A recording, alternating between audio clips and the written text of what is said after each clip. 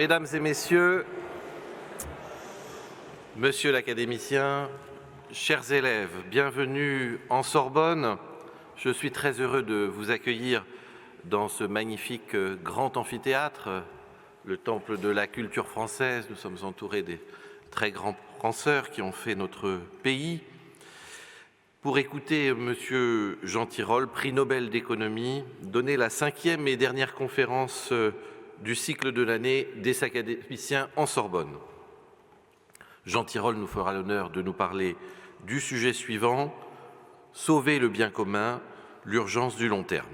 C'est un sujet passionnant, foisonnant, complexe, qui touche à ce que nous avons peut-être de plus essentiel, car le bien commun, c'est ce que nous avons en partage, mais c'est peut-être aussi ce que nous avons de plus commun, de plus banal, ce à quoi parfois nous ne faisons plus même attention. Comment définir ce bien commun au singulier? L'expression peut revêtir des acceptions bien différentes. Le bien commun, ce peut être les ressources naturelles, l'air, l'eau, la terre, mais ce pourrait être aussi le patrimoine culturel et artistique de l'humanité, par exemple. Et on entend parfois que notre système de protection sociale est aussi notre bien commun. Nous pouvons dire que le bien commun, c'est ce qui nous permet de bien vivre en commun et nous pousse à agir dans l'intérêt général, condition nécessaire pour faire nation. Et c'est pourquoi il est essentiel de chercher à le préserver. Ce titre programmatique, « Sauver le bien commun », doit nous interpeller car il implique bien sûr que le bien commun serait menacé. Cette menace prend plusieurs formes, mais la principale, qui en engendre bien d'autres, c'est la crise climatique qui attaque nos écosystèmes et met à mal nos économies. Mais si ce titre nous interpelle, il nous incite aussi à l'optimisme. Il serait possible de sauver le bien commun, de protéger ce qui nous unit en tant que femmes et hommes et en tant que citoyens. C'est une nécessité et c'est une urgence pour le long terme. Jean Tirole, qui mieux que vous pour porter ce sujet difficile? Le bien commun est un sujet d'économie politique, mais c'est aussi un sujet qui nous concerne tous au quotidien et qui nous engage. Or, vous êtes vous-même un économiste engagé, non dans un sens dogmatique, mais parce qu'à travers l'économie, vous vous investissez dans la vie de la cité. Vous vous intéressez à des sujets pratiques qui touchent tous nos concitoyens, la lutte contre la pollution et le réchauffement climatique, le rôle des partis politiques, Internet, la distribution de l'électricité, la gouvernance des entreprises privées, l'assurance chômage et bien d'autres encore. Permettez-moi de dire quelques mots de votre parcours. Brillant mathématicien, vous découvrez l'économie à 21 ans lors de votre scolarité à Polytechnique. Et vous trouvez dans cette discipline, ce qui peut-être vous manquait dans les mathématiques pures, un prisme à travers lequel regarder le monde pour proposer des réponses à des problèmes concrets. En 1980, vous obtenez votre PhD en économie au MIT, où vous serez professeur titulaire pendant 8 ans, entre 1984 et 1992. Mais vous ne restez pas plus longtemps dans cette institution, l'un des plus grands centres de la recherche en économie contemporaine, où étaient affiliés non moins de 7 lauréats du prix Nobel. Vous choisissez de rentrer en France pour travailler avec votre ami, l'économiste Jean-Jacques Lafon. Celui-ci vous convainc alors de rejoindre l'aventure dans laquelle il s'est engagé, créer à Toulouse un pôle universitaire de niveau international. Il vous confie la direction scientifique de l'Institut d'économie industrielle. Après la disparition prématurée de Jean-Jacques Lafon en 2004, vous prenez la responsabilité du pôle de recherche et vous créez la Toulouse School of Economics. Celle-ci s'impose comme un centre de recherche d'excellence mondialement connu, formant avec la London School of Economics le duo de tête de la science économique en Europe. À côté de ces fonctions, vous êtes une figure majeure de l'économie contemporaine. Vous êtes l'auteur de 9 ouvrages et de centaines d'articles en français et en anglais, dont plus d'une trentaine sont parus dans les revues généralistes les plus renommées au monde. Vous avez reçu de très nombreuses distinctions, le prix Yrjö Jansson de l'European Economic Association et le prix d'Argelos de l'École Polytechnique en 2002, la médaille d'or du CNRS en 2008, le prix Claude Lévi-Strauss en 2010 et bien sûr le prix Nobel en 2014. En 2020, le président de la République vous confie, avec Olivier Blanchard, la coordination de la commission de 26 experts chargés de tirer des recommandations pour rendre les politiques économiques plus efficaces. Vous vous acquittez de cette tâche difficile, témoignant à nouveau de votre rare capacité à allier génie théorique et intelligence pratique. Chers élèves, vous avez devant vous l'un des plus grands économistes du monde.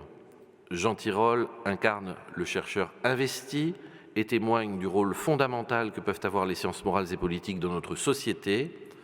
Son intervention d'aujourd'hui s'annonce riche et enthousiasmante parce qu'à travers une approche scientifique et rigoureuse, elle apportera des réponses aux questions qui nous taraudent, sur les dangers qui nous menacent et sur les façons de mieux vivre ensemble. Il ne me reste donc qu'à vous remercier et qu'à vous souhaiter à tous une excellente conférence. Merci beaucoup.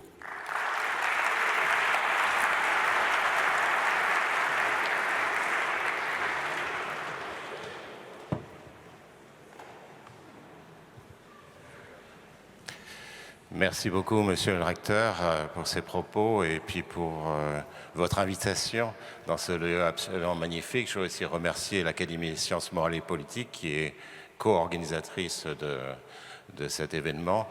Et puis je voulais vous remercier, vous tous, d'être là et vos enseignants également, qui me permettent d'avoir cet échange avec vous, parce que j'espère que ça sera un échange et non pas un monologue. Je pense que la partie la plus intéressante pour moi, ça sera évidemment de répondre et de discuter avec vous des problèmes actuels, et Dieu sait s'il y en a. Donc ce que je vais faire, si vous me permettez, c'est de faire une introduction au sujet. On pourrait passer des heures et des heures évidemment sur ce sujet, mais je vais faire une brève introduction sur la notion de bien commun. Ensuite, je vais prendre une illustration qui vous concerne malheureusement beaucoup, c'est le changement climatique et le drame auquel nous sommes confrontés. Et puis, je terminerai par quelque chose de peut-être plus original pour un économiste, qui est sur le fonctionnement de nos démocraties. Ces démocraties actuellement sont un peu chancelantes, il faut bien le dire, et pourtant sont l'avenir de notre humanité.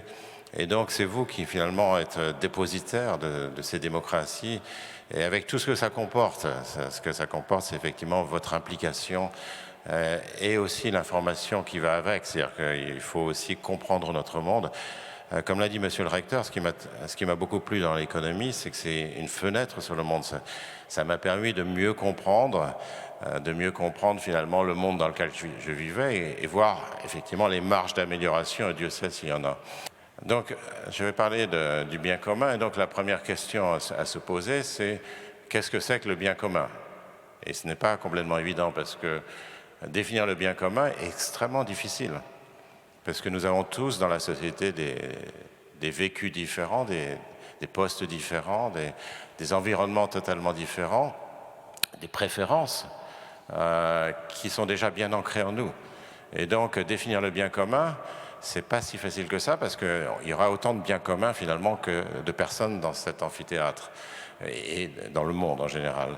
Donc il s'agit de définir, et c'est une tâche également, les économistes, les philosophes et d'autres se sont penchés évidemment là-dessus depuis des millénaires. Et la meilleure définition que personnellement, on peut en discuter, la meilleure définition que je puisse trouver, c'est ce qu'on appelle le voile d'ignorance, qui a une longue tradition en philosophie et aussi en économie, qui consiste un peu à se placer justement derrière le voile d'ignorance. C'est-à-dire que, imaginez que vous ne soyez pas né encore, donc vous ne savez pas si vous allez être un homme ou une femme, est-ce que vous allez naître dans un environnement favorisé ou pas. Vous avez, j'imagine, dans ce groupe des vécus extrêmement différents. Vous ne savez pas quelles vont être vos préférences religieuses, sexuelles ou autres.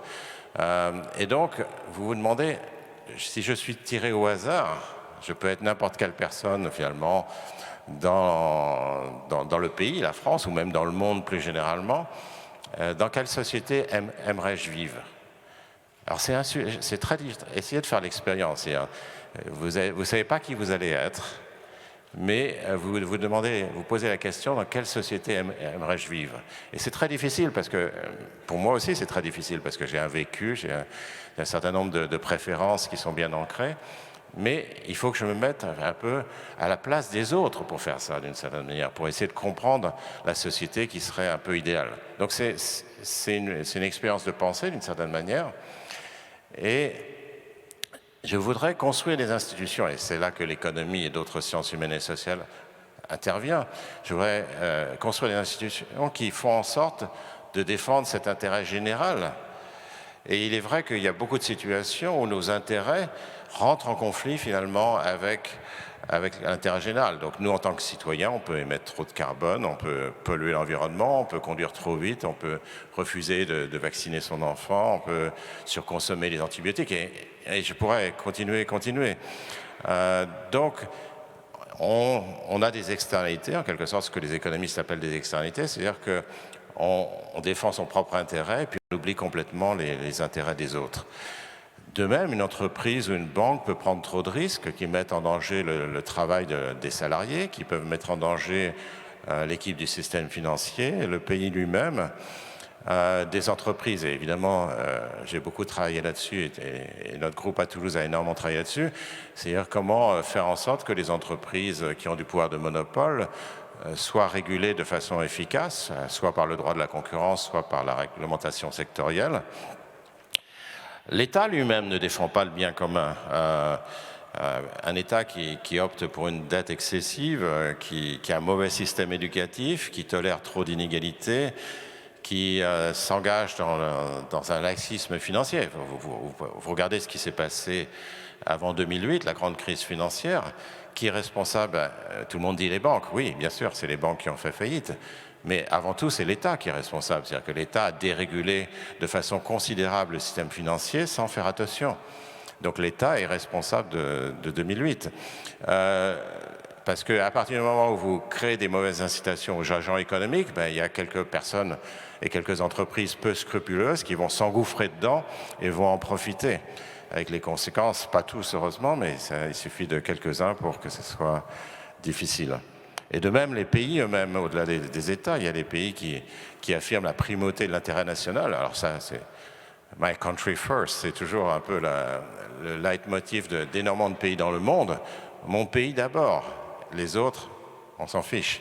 Et donc ça, c'est encore une fois un cas où on a des externalités, on a un égoïsme que vous voyez dans beaucoup de domaines. Alors le domaine dont on va parler, qui vous est familier, c'est évidemment le réchauffement climatique, où chacun ne veut rien faire et attend que les autres pays fassent quelque chose. Vous avez les guerres, évidemment, vous avez la concurrence fiscale, vous avez beaucoup d'autres choses. Vous voyez que tout agent économique va avoir tendance à privilégier ses intérêts propres. Alors, pas toujours.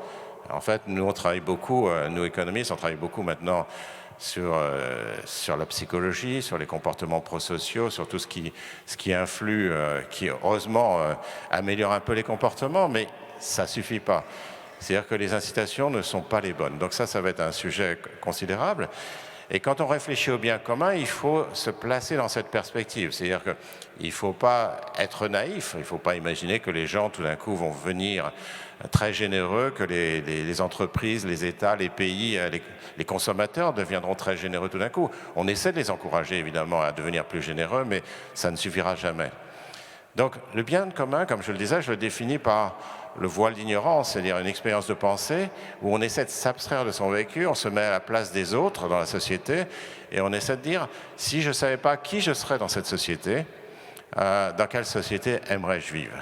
Et ce n'est pas une utopie, c'est-à-dire qu'il faut en tenir en compte les incitations, car que tout le monde, les hommes politiques, les PDG, les chômeurs, les employés, les chercheurs, on a tous, évidemment, on réagit tous à nos incitations. Et si on ne comprend pas ça, on ne peut pas construire une société qui fonctionne. Un exemple classique, c'est le mythe de l'homme nouveau. Alors à l'époque, on ne parlait pas de femme nouvelle, on parlait d'homme nouveau. Et l'homme nouveau, c'était quelqu'un qui allait en Union soviétique se sacrifier pour le bien-être des autres. Un peu le Stakhanov de l'époque. Évidemment, ça n'a pas marché. Ça n'a pas marché très très vite. D'ailleurs, ils ont été obligés de rebrousser chemin assez vite. Ils ont essayé de revenir à l'absence d'incitation. Et finalement, comme ça ne marchait pas, on est parti sur des formes totalitaires d'organisation de la société, avec toutes les conséquences en termes économiques. Hein. Donc on voit très bien un peu les conséquences d'une mauvaise politique économique. Vous comparez l'Allemagne de l'Est à l'Allemagne de l'Ouest en 1989, vous parlez aujourd'hui la Corée du Nord à la Corée du Sud. C'est un niveau de vie qui n'a rien à voir, mais aussi culturel, environnemental et autre chose. Donc on avait des formes, tout simplement parce qu'on était trop dans l'utopie, c'est-à-dire qu'on ne comprenait pas comment marchait le monde. Alors, cette application, des applications du voile d'ignorance, il y en a certaines qui sont très, très simples. C'est-à-dire que si vous vous placez derrière le voile d'ignorance, a priori, vous voudriez avoir une couverture santé universelle. Bon, il y a toujours des débats dans des pays comme les États-Unis, est-ce qu'on devrait avoir la couverture santé universelle? Mais si vous y réfléchissez, vous n'êtes pas né aujourd'hui, donc vous ne savez pas si vous serez en bonne santé, si vous aurez un cancer ou autre. Et donc, vous voudriez être assuré contre ce risque d'être en mauvaise santé. Et le marché lui-même ira à l'encontre de la solidarité, parce que le marché de l'assurance, évidemment, veut donner des primes d'assurance très faibles, d'assurance santé très faibles, aux gens qui seront en bonne santé, ou sont déjà en bonne santé, ou seront, surtout avec la génétique, maintenant on va pouvoir savoir si les gens vont être en bonne santé. Et ceux qui, évidemment, seront en mauvaise santé vont payer des primes d'assurance gigantesques qu'ils ne pourront même pas payer. Donc, il y a une question d'assurance. De même, l'égalité des chances, et ça c'est un sujet extrêmement important, le droit à une bonne éducation devrait être universel, ce qui n'est pas du tout. Si vous regardez la plupart des pays dans le monde, y compris le nôtre, vous voyez des inégalités d'éducation qui sont absolument faramineuses. C'est-à-dire que le milieu socio-professionnel des parents joue de façon considérable, alors on pourrait discuter de tous les mécanismes qui sont impliqués, sur la réussite des enfants. Et ça, je trouve ça absolument, c'est absolument, la méritocratie est complètement bafouée ici. Mais si vous êtes derrière le voile d'ignorance, ça devient très simple. C'est-à-dire qu'évidemment, tout le monde devrait avoir la même égalité des chances. Alors, on n'aura jamais la même égalité exactement, mais on devrait essayer. Égalité homme-femme, c'est aussi, il n'y a même pas de discussion.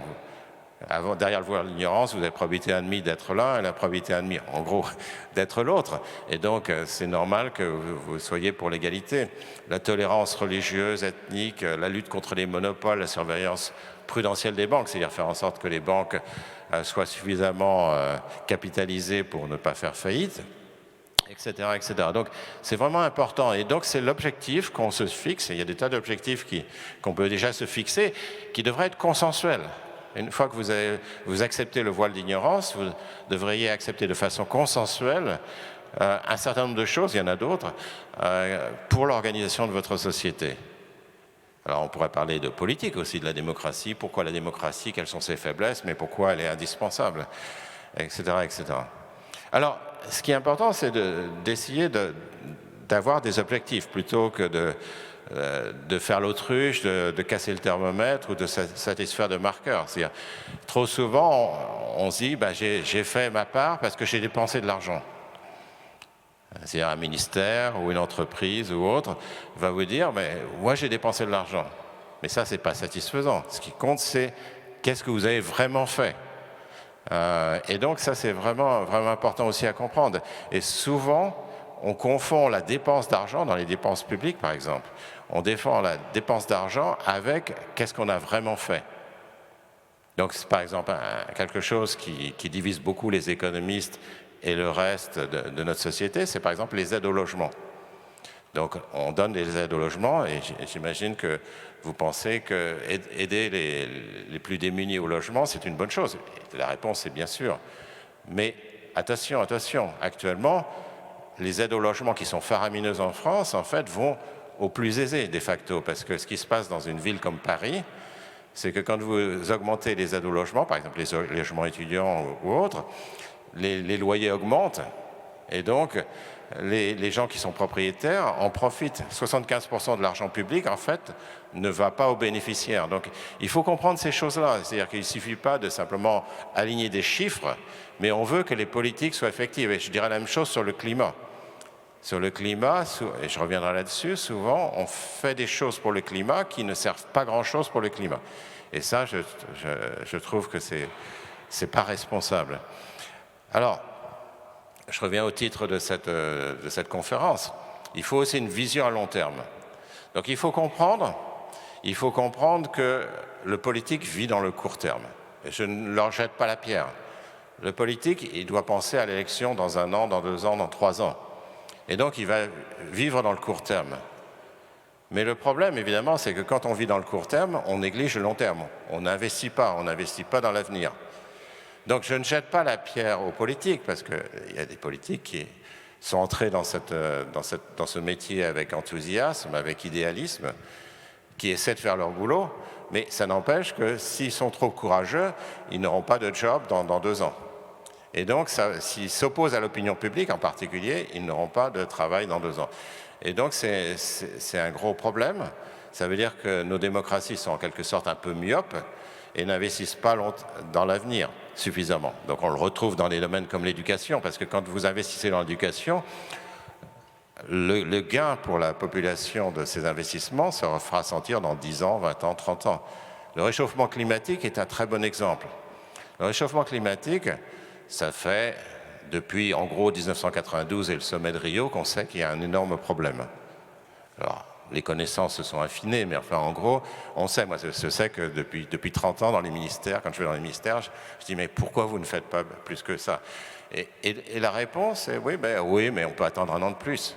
Enfin, c'est pas comme ça que c'est présenté, mais c'est le raisonnement. Et c'est vrai que ça n'a pas beaucoup d'importance. Si on attend 1 an de plus, ça n'a pas beaucoup d'importance. Le problème, c'est que c'est 1 an, plus 1 an, plus 1 an. Maintenant, on est déjà à plus de 30 ans. Et on voit qu'on est en train de foncer dans le mur en essayant de procrastiner parce qu'on ne veut pas dépenser d'argent pour ça, finalement. Il faut bien le dire. Hein. Donc, il y a un gros problème de ce côté-là. Alors, ça m'amène au défi climatique. Donc, je n'ai pas besoin de vous dire que c'est une urgence absolue. On a pris beaucoup de retard dans la décarbonisation. Pas seulement ça, mais aussi dans la recherche et développement vert. Parce qu'aujourd'hui, il faut faire des efforts, émettre moins de carbone, mais vu le retard qu'on a pris, ça ne suffira pas. Il va falloir aussi avoir des nouvelles technologies, des technologies de pointe qui nous évitent la catastrophe. Donc on fait de la recherche verte, heureusement on en fait, mais on n'en fait pas suffisamment. Au niveau français, au niveau mondial, on n'en fait pas suffisamment. Donc il y a quand même quelques bonnes nouvelles. Hein.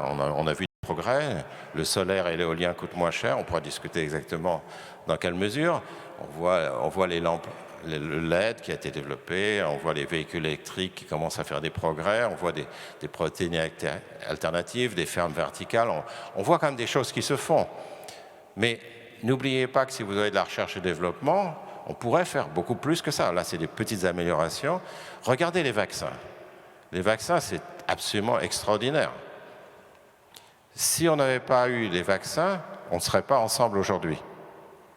On ne serait absolument pas ensemble aujourd'hui. On aurait eu 10 ans de confinement, suivi d'un arrêt du confinement, suivi d'un autre confinement, etc. On ne serait pas ensemble aujourd'hui.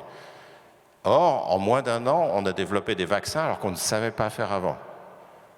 Moi, je suis admiratif de la science. Et quand ceux qui critiquent la science, quand j'entends ceux qui critiquent la science, je crois qu'il faut arrêter. C'est-à-dire qu'on ne serait pas ensemble aujourd'hui. Il y aurait beaucoup plus de morts. Donc, on voit que quand on met de l'argent dans des progrès scientifiques, on peut faire des choses. L'autre bonne nouvelle, c'est qu'il y a une urgence qui est perçue par les Français. Alors, de façon un peu ambiguë, c'est-à-dire que les gens disent « Ah oui, nous sommes responsables du réchauffement climatique », ce qui est vrai. Il faut faire quelque chose, mais pas moi. C'est-à-dire que la plupart des gens pensent qu'en fait, quand on fait des sondages, il faut effectivement faire quelque chose, mais à condition qu'on ne touche pas à leur portefeuille. Et donc ça pose un problème, parce que si on ne touche pas au portefeuille, on ne sait pas exactement comment on va faire.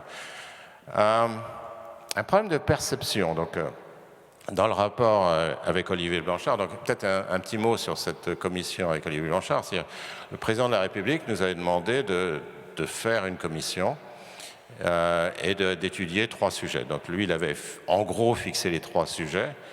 On a discuté avec lui et nous avions le choix de la commission, des 24 autres membres de la commission, et le choix de ce qu'on racontait, évidemment, parce que c'est une condition sine qua non d'écrire un tel rapport.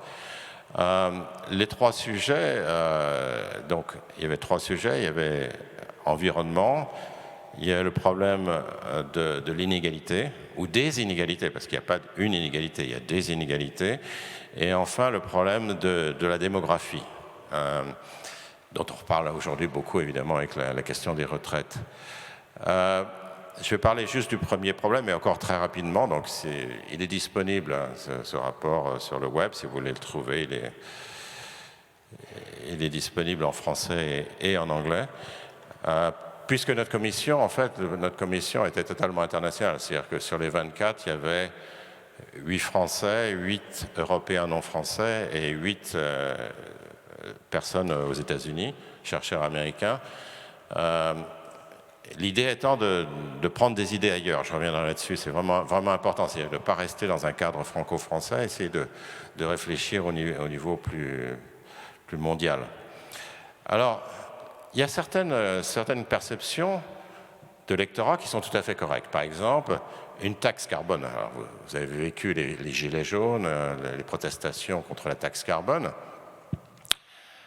fait des perdants et des gagnants, comme toute politique publique, et régressive. Qu'est-ce que ça veut dire régressive? Régressive, ça veut dire que si vous avez un revenu assez faible, la proportion de votre revenu qui sera impactée par la taxe carbone est plus élevée que si vous avez un revenu plus élevé.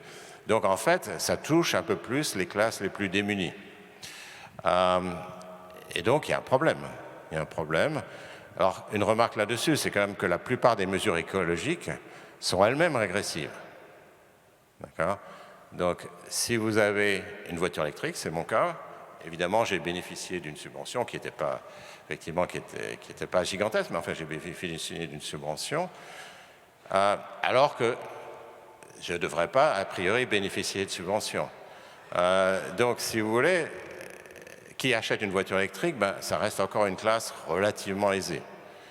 Le photovoltaïque sur le toit, qui en bénéficient, c'est les propriétaires. Alors les propriétaires, ce n'est pas tous des riches, mais c'est aussi, dans l'ensemble, une classe aisée. Donc vous voyez que les mesures écologiques, en général, sont agressives. Ça ne veut pas dire qu'elles sont mauvaises. Il faut faire très attention, donc il y a des problèmes de redistribution qui vont avec. Ça ne veut pas dire qu'il faut abandonner ces mesures, bien sûr. Alors il y a certaines autres perceptions qui, elles, sont incorrectes. C'est-à-dire que les gens réagissent beaucoup plus aux mesures visibles. C'est-à-dire que la taxe carbone était, bon, vous payez une taxe carbone. C'est punitif, je reviendrai là-dessus, c'est punitif. Alors qu'il y a beaucoup de mesures totalement invisibles auxquelles ils ne s'opposent pas. Donc c'est vrai des quotas d'émissions sur ce qu'on appelle les permis, qui existent depuis 2005 en Europe. Donc les entreprises paient pour acheter les permis quand elles polluent. Mais évidemment, ça, qui le paye in fine, c'est le consommateur, parce que les entreprises, elles mettent ça dans leur prix, évidemment. Et donc, mais ça ne se voit pas, parce que ce n'est pas le consommateur qui paye directement, c'est l'entreprise qui paye. Donc, officiellement, c'est une taxe sur les entreprises, mais de facto, ça va terminer comme une taxe sur les consommateurs. Mais je n'ai jamais vu une manifestation contre ces permis. De même, les obligations d'achat et de subvention à des énergies à l'isolation, je n'ai jamais vu une manifestation contre. Mais, in fine, qu'est-ce qui se passe? Ça passe dans votre facture d'électricité. Et donc, c'est une forme de taxe aussi. Je peux dire la même chose sur les normes, les interdictions, ce sont des formes de taxes. Alors, ce qu'il faut comprendre, c'est qu'une subvention, c'est toujours une taxe, parce qu'il va falloir la financer ailleurs.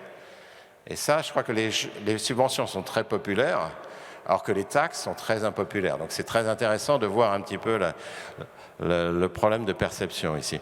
Enfin, il y a le mythe de la croissance verte, des emplois verts, de la transition énergétique heureuse.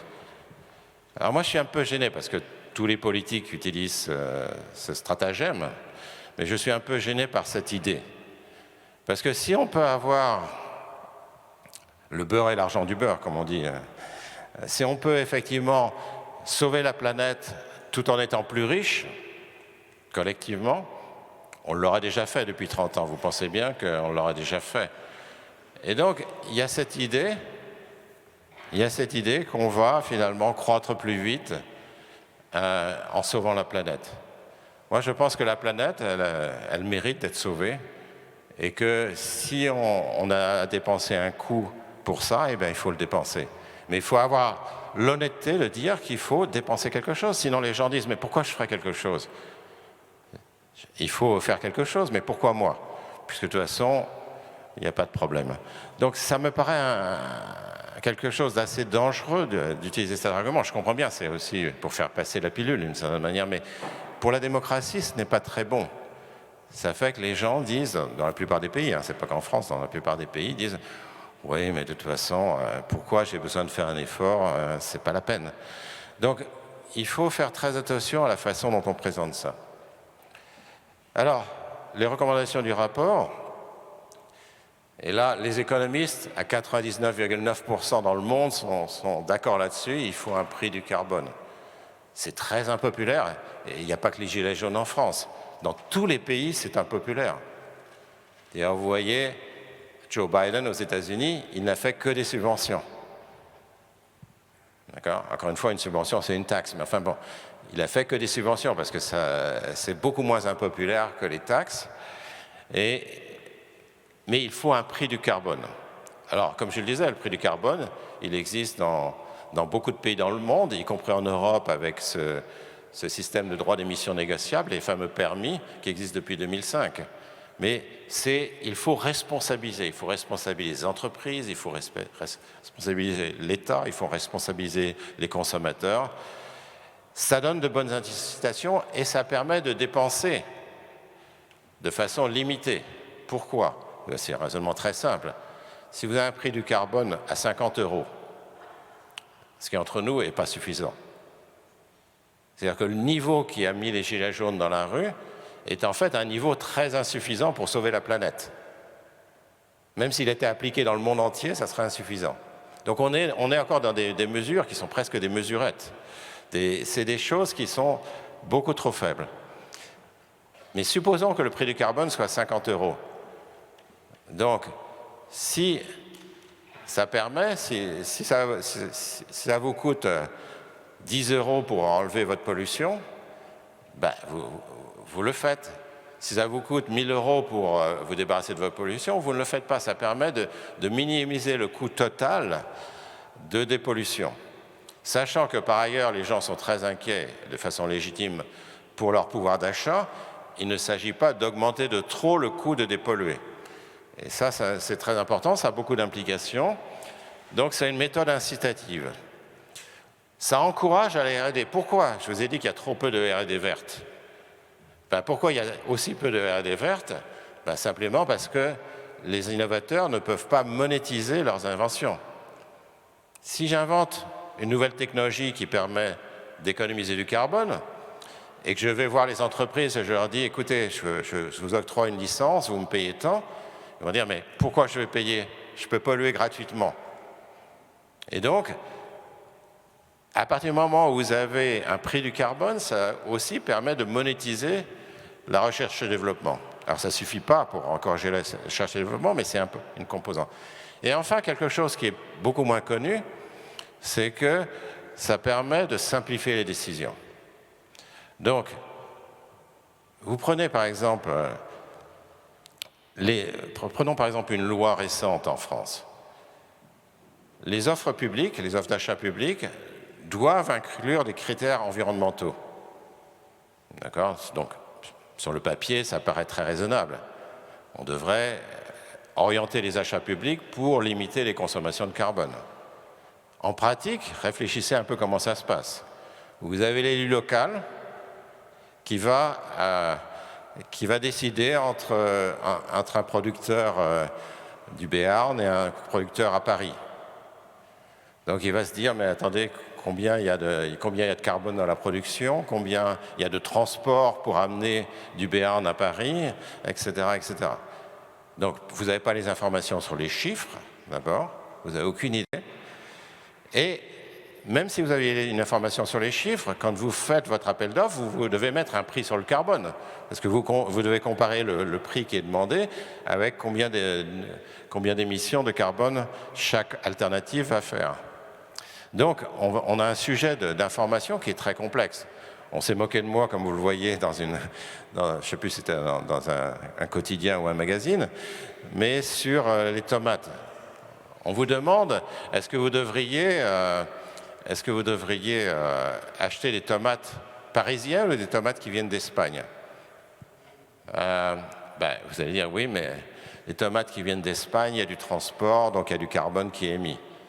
Ah oui, mais les tomates parisiennes, peut-être qu'elles sont élevées elles grandissent sous serre et donc il y a des émissions de carbone. Et puis, in fine, je vais devoir comparer ça à une différence de prix. J'ai aucune idée. La réponse est que j'ai aucune idée de comment comparer ces tomates parisiennes avec des tomates qui viennent d'Espagne.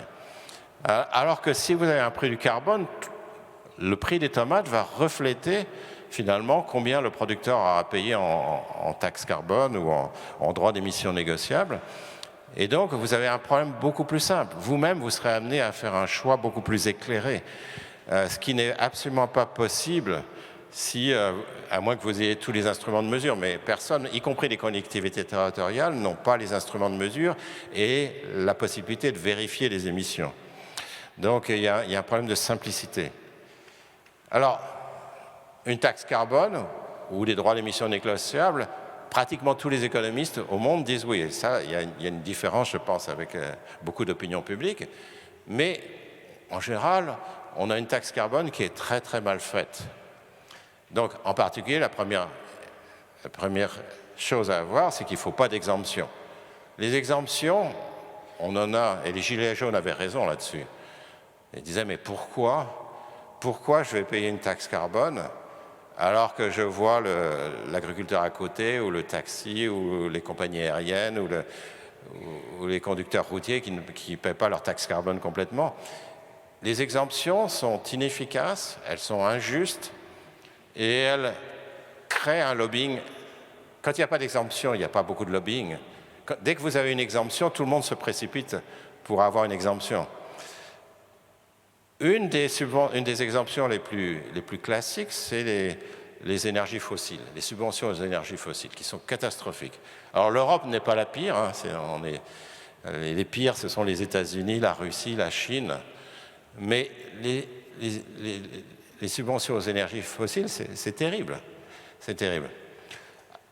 Un sujet sur lequel les économistes sont un peu plus partagés, c'est la taxe carbone aux frontières. Donc, dans notre rapport, on a proposé une taxe carbone aux frontières.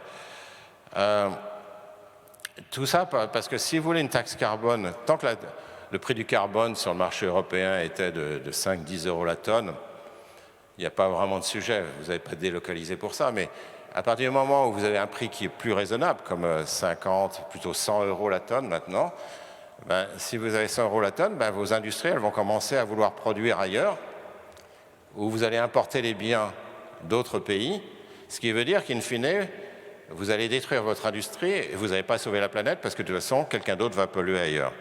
Donc il y a un problème, on peut faire une taxe carbone aux frontières sur les produits importés, ce qui pose des problèmes de mesure parce qu'on ne sait pas si ces produits vraiment sont polluants ou sont verts, parce qu'après tout, l'entreprise chinoise qui produit à partir de technologies vertes, vous n'avez pas de raison de la pénaliser. Donc ça, c'est un sujet. Après, il y a des problèmes techniques, il faut essayer d'aider le secteur privé avec des planchers, des plafonds pour qu'ils puissent mieux prévoir leurs investissements. Et, très important, une redistribution explicite. C'est-à-dire qu'en 2018, un des problèmes de la taxe carbone, c'est que la redistribution n'avait pas été pensée avant.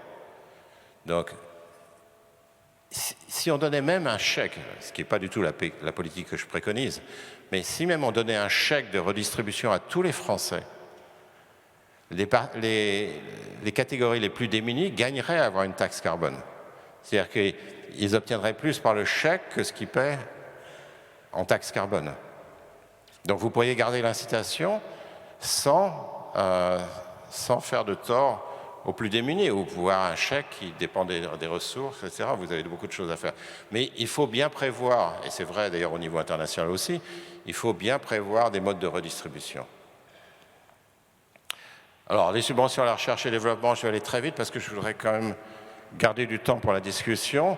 On a un certain nombre de préconisations pour essayer de promouvoir la recherche et développement de très haut niveau. Une des choses quand même qu'il faut bien comprendre, c'est qu'on ne sait pas. Il faut avoir une certaine humilité sur la technologie. Un politique qui vous dit l'avenir c'est l'hydrogène par exemple, ou la capture du carbone, ou je ne sais pas quoi. En fait, la vérité c'est qu'on ne sait pas. Vous prenez de nouveau l'exemple des vaccins. Vous avez 3 technologies, et d'ailleurs, la technologie qui était prédite pour un succès, ce n'était pas vraiment l'ARN messager.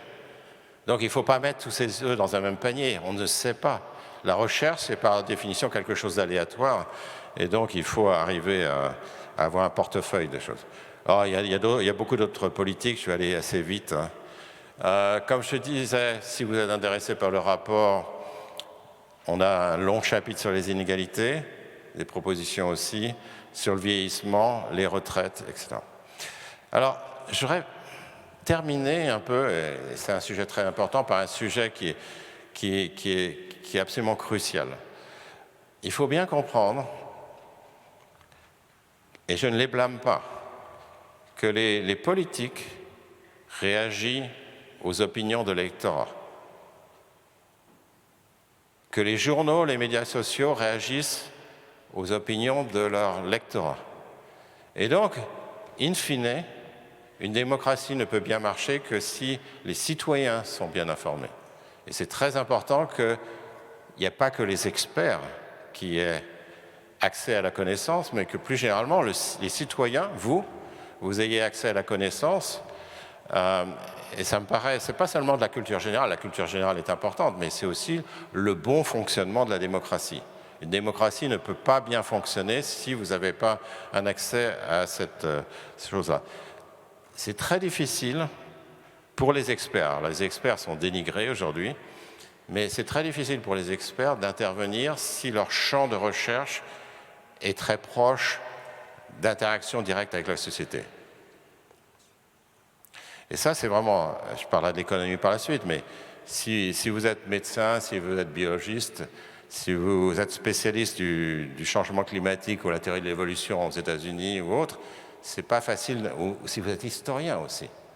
Historien, c'est pas toujours facile d'être historien, parce qu'évidemment, vous heurtez à certaines présupposés. En économie, ben, ça dépend. Mon expérience propre, c'est que certains sujets sur lesquels je travaille, comme essayer de dompter les GAFA, d'avoir des règles d'autorité de la concurrence qui soient efficaces ou améliorer la réglementation prudentielle des banques, ça passe par les autorités de la concurrence, c'est des sujets assez techniques, etc. Mais par contre, dès que vous parlez de sujets qui, eux, sont beaucoup plus dans le débat public, donc on peut parler de la réforme du marché du travail, on peut parler des retraites, on peut parler du climat, là, les choses deviennent de plus en plus difficiles. Et donc, il y a un peu cette question de l'obstacle. Alors, il y a certaines spécificités de la discipline économique avec une triple méfiance. D'abord, la méfiance vis-à-vis du marché. La défiance vis-à-vis du marché en France, pas dans les autres pays, mais en France, est extrêmement forte.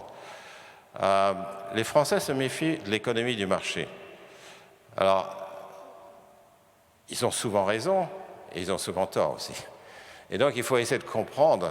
À ce sujet, je voudrais insister sur quelque chose qui est important. Le libéralisme tel que vous le lisez dans les journaux n'est pas le libéralisme du tout. Le travail d'un économiste, c'est de pallier aux défaillances de marché. L'information, le pouvoir de marché, les externalités comme le climat, les inégalités, etc. Ce sont des défaillances de marché. Mais aujourd'hui, toutes les économies dans le monde, sauf la Corée du Nord, sont des économies de marché, il faut bien comprendre. Donc un libéral, ce n'est pas du tout quelqu'un qui est pour le laisser faire, comme on le lit partout. Un libéral, c'est au contraire quelqu'un qui veut réguler le marché pour que le marché fonctionne beaucoup mieux. Le marché est la seule alternative qu'on ait trouvée jusqu'ici pour avoir une certaine efficacité. on voit très bien que les pays qui se sont enrichis et qui, du coup, peuvent se permettre une bonne éducation, un bon système de santé et d'autres choses, et pas seulement une consommation élevée, ont des systèmes de marché. Seulement, ces systèmes de marché ne sont pas toujours efficaces et il faut absolument les contrôler. Donc, un libéral, ce n'est pas du tout quelqu'un qui croit au laisser-faire, c'est le contraire, c'est quelqu'un qui va rendre les citoyens, rendre les entreprises responsables pour les conséquences de leurs actes. Et ça, c'est vraiment important à comprendre. Alors, prenons le marché de l'éducation, puisqu'on est aujourd'hui dans un milieu éducatif. C'est un exemple typique où le marché ne serait pas bon, parce qu'il accroîtrait les inégalités, évidemment. Mais dire qu'il n'y a pas de marché, c'est aussi de l'éducation, ça serait aussi se tromper complètement. C'est-à-dire que ça ne permettrait pas de réfléchir à quelles sont les solutions. Parce que l'offre et la demande est partout. Que vous l'aimiez ou vous ne l'aimiez pas, l'offre et la demande sont absolument partout. L'économie est partout. Donc prenons les enseignants. Mais il y a une offre et de la demande. Dans tous les pays, on est obligé de donner des primes pour aller travailler dans les quartiers les plus difficiles. On est obligé aller travailler dans les quartiers plus difficiles une activité de prestige. Vous prenez le problème de la pénurie d'enseignants en sciences, en mathématiques, en physique. C'est un problème d'offre et de demande. Il y a des opportunités pour gagner beaucoup plus d'argent dans d'autres métiers. Le métier d'enseignant n'est pas particulièrement bien payé. Et donc, automatiquement, on a une pénurie d'enseignants en mathématiques et en sciences. Et donc, c'est une question d'offre et de demande. De même du côté des étudiants, des élèves. Vous regardez le marché, il existe sous forme très violente en France. Et pas seulement en France, de façon extrêmement violente. Il existe. Donc vous voyez, c'est en général le prix du foncier. Là où est-ce que vous êtes dans un quartier avec des bonnes écoles? C'est de plus en plus en France les cours et les stages privés, le coaching, et quelque chose qui est moins connu, mais dont parlaient les sociologues autrefois, en particulier Boudon, il y a 50 ans, mais c'est devenu encore pire, c'est la connaissance des filières. C'est-à-dire que ce que j'appelle dans mon livre Économie du bien commun, le délit d'initié. C'est-à-dire que les classes aisées, évidemment, savent quelle filière il faut prendre, et les classes moins aisées ne le savent pas forcément, c'est-à-dire qu'ils n'ont pas accès à l'information. Et donc ça, c'est vraiment, vraiment très, très grave, je pense. Je pense que l'État français, mais comme d'autres États, ne remplissent pas leur rôle, finalement, qui était un rôle qui était très, très prévalent, au moins dans les légendes sur la Troisième République. C'est-à-dire l'instituteur qui disait « mais toi, tu peux aller plus loin, tu as la capacité d'aller plus loin, mais par contre, il faut que tu fasses ça ». Et ça me paraît très, très important. Mais je voudrais insister, le marché existe. L'idée que vous pouvez passer du marché, ne peut pas. Les hostilités aux incitations est importante. J'ai déjà parlé de la taxe carbone. Les réformes sur le marché de l'apprentissage, en fait, est un exemple, effectivement, qui montre que les incitations peuvent fonctionner. Et puis, il faut évaluer et utiliser cette évaluation. En particulier, il faut aller regarder à l'étranger, c'est-à-dire les expériences qui ont mieux marché, il faut essayer d'utiliser ce qu'on a appris à l'étranger, ce qu'on ne fait pas assez souvent en France. Il faut avoir de l'humilité et dire ce qu'on fait en France n'est pas forcément ce qui se fait de mieux. Alors après, il y a des sujets plus complexes, qui est des choses comme l'évaluation des enseignants. Dans ma propre école à Toulouse, les étudiants évaluent les enseignants. Alors ça pose des problèmes aussi, c'est un peu compliqué, mais disons qu'il faut essayer de réfléchir à tous ces problèmes d'évaluation. Alors, je voudrais parler un peu des biais cognitifs, dont nous souffrons tous, vous et moi. Alors, je vais prendre deux exemples. Parce que c'est très important à comprendre ces biais cognitifs, si vous voulez comprendre pourquoi il est difficile, en fait, de communiquer certains messages, qu'ils soient économiques, médicaux, biologistes, etc., aux citoyens. La première, c'est que tous autant que nous sommes, nous croyons ce que nous voulons croire. Donc là, il y a beaucoup de travaux en économie et en psychologie pour montrer qu'en fait, nous avons des croyances motivées. Nous croyons ce que nous voulons croire. Donc, des exemples classiques non économiques, c'est simplement, on croit que finalement, et heureusement d'ailleurs on croit ça, que les accidents ne vont pas nous arriver, que nous n'allons pas avoir un cancer, que les gens qui nous sont proches ne l'auront pas non plus. Heureusement, parce qu'on ne veut pas penser à la mort à longueur de journée. Mais disons que c'est un exemple de croyance motivée qui a un côté fonctionnel d'ailleurs très utile. Le syndrome de Stockholm, dont vous avez peut-être entendu parler, c'est-à-dire les otages qui se mettent à aimer les terroristes qui les prennent en otage. Mais c'est aussi une croyance motivée, c'est simplement qu'ils veulent croire qu'ils ne sont pas si mauvais que ça, parce qu'ils veulent croire qu'ils commencent à les aimer simplement parce qu'ils veulent croire qu'il n'y aura pas de conséquences néfastes de leur kidnapping. Sur le climat, et alors il y a heureusement de moins en moins qui dénient le facteur anthropique, mais il y a cette acceptation générale que c'est les autres qui paieront. Ce n'est pas moi qui vais payer, ce sont les autres. J'ai mentionné le mythe de la croissance verte, mais on pourrait multiplier les exemples. Dans le domaine de l'emploi, par exemple, on peut croire qu'on va avoir des bons emplois simplement parce qu'on fait du protectionnisme, on empêche les biens étrangers et les services étrangers d'arriver sur le territoire. Pourquoi? On crée des monopoles domestiques, on crée de la vengeance des autres pays qui eux-mêmes sont protectionnistes et qui empêchent nos biens et services d'entrer sur leur territoire. Et le monde sans contrainte des mouvements politiques, et je reviendrai là-dessus. L'autre chose, c'est que nos croyances sont très affiliées. Encore une fois, c'est tout le monde. C'est vous et moi, c'est tout le monde en dehors de cet amphithéâtre. Il y a ce qu'on voit et ce qu'on ne voit pas. La saillance des faits. Donc, vous savez tous que beaucoup de personnes ont peur de prendre l'avion. Aujourd'hui, on ne veut peut-être pas prendre l'avion justement parce que, pour d'autres raisons, mais on a peur de prendre l'avion à cause des accidents d'avion. Mais évidemment, quand vous prenez votre voiture, votre probabilité d'accident est plus élevée. Mais un crash d'un avion, ça va faire la manchette du journal, alors qu'un accident de voiture, c'est tellement ordinaire qu'on ne verra pas dans le journal. Il y a la question très intéressante de victimes identifiables. Prenez la crise des migrants syriens. Il y a quelques années, beaucoup de gens se sont noyés dans la Méditerranée, l'opinion publique ne réagissait pas. Il y a 500 personnes qui se sont noyées, 1000 personnes qui se sont noyées. Et puis tout d'un coup, on trouve un petit enfant, une tragédie, sur une plage, et immédiatement l'opinion publique réagit. Or, d'un point de vue statistique, ce qui est important, c'est, au-delà de la tragédie de ce petit enfant, c'était évidemment le fait qu'il y a eu beaucoup de morts avant. Et en fait, on s'attache plus à une image, à quelque chose qui nous frappe, qu'à des statistiques. Et je reviendrai là-dessus, parce que c'est très important. Un scientifique vit dans les faits, vit dans les statistiques, mais a beaucoup de mal à communiquer. D'ailleurs, il y a cette citation qu'on attribue à Staline, je ne sais pas si c'est de Staline, mais cette citation extraordinaire. « La mort d'un homme est une tragédie. La mort d'1 million d'hommes est une statistique. » Et ça dit tout.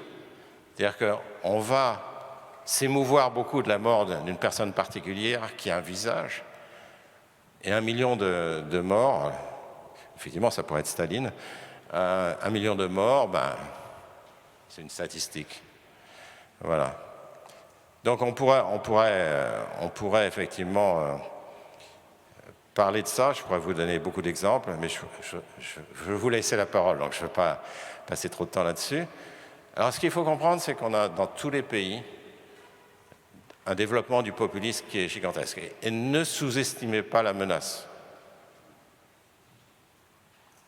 Poutine, Erdogan, Orban, Netanyahou en Israël qui essaie aujourd'hui de supprimer l'indépendance des cours suprêmes, et beaucoup d'autres sont arrivés par les élections, par un régime démocratique.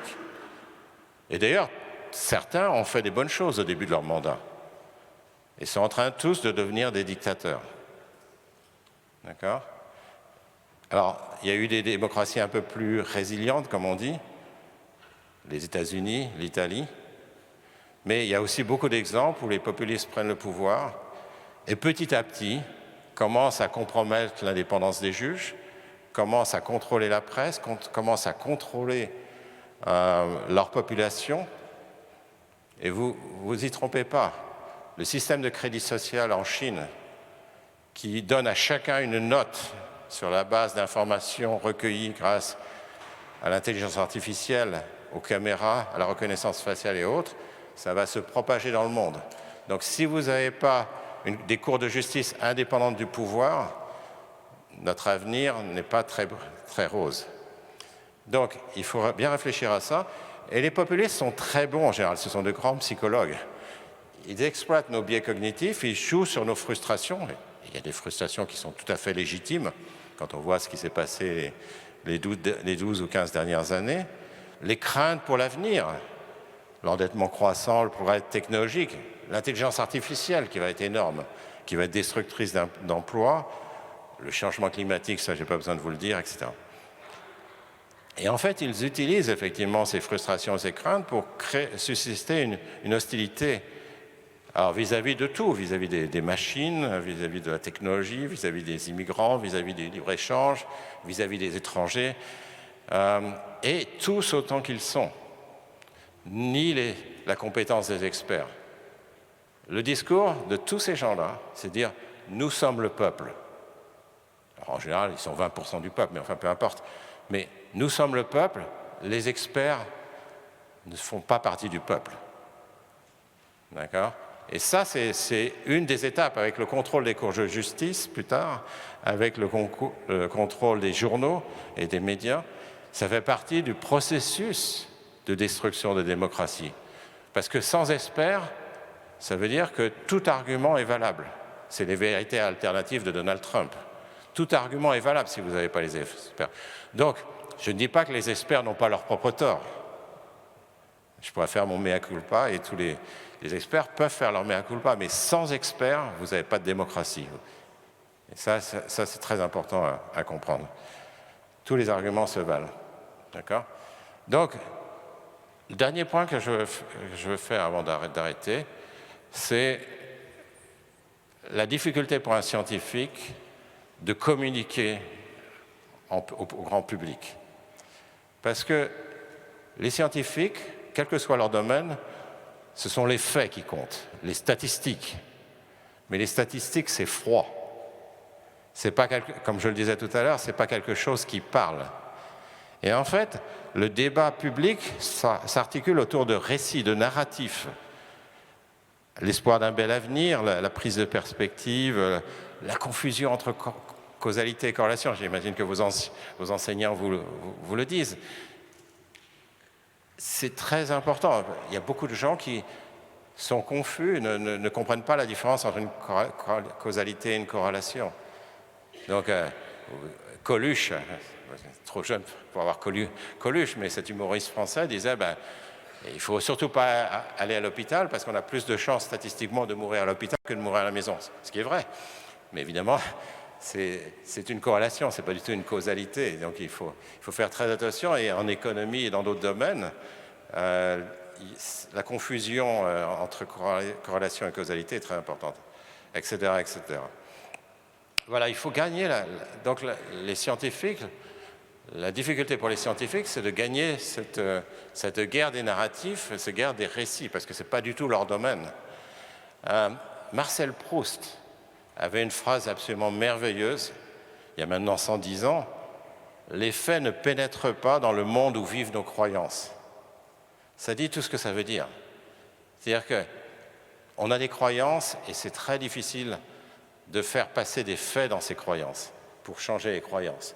Il y a beaucoup d'expériences qui se font aujourd'hui pour essayer de comprendre pourquoi c'est le cas, mais c'est très difficile, une fois que les gens ont des croyances, que ces croyances sont formées, les changer en disant « mais regardez les statistiques, regardez les faits », est extrêmement difficile. D'accord ? Donc Marcel Proust Si vous êtes intéressé, le livre de Steven Pinker a été traduit, qui s'appelle Rationalité, a été traduit en français. Alors, les narratifs peuvent être aussi très bons aussi pour poursuivre le bien commun. Après tout, vous pensez à... Prenez le film d'Hollywood classique. Le film d'Hollywood classique, c'est que le héros ou l'héroïne se débat, beaucoup de mal, commence par perdre, etc. Puis, in fine, le héros ou l'héroïne va gagner. Et tout le monde est bien content.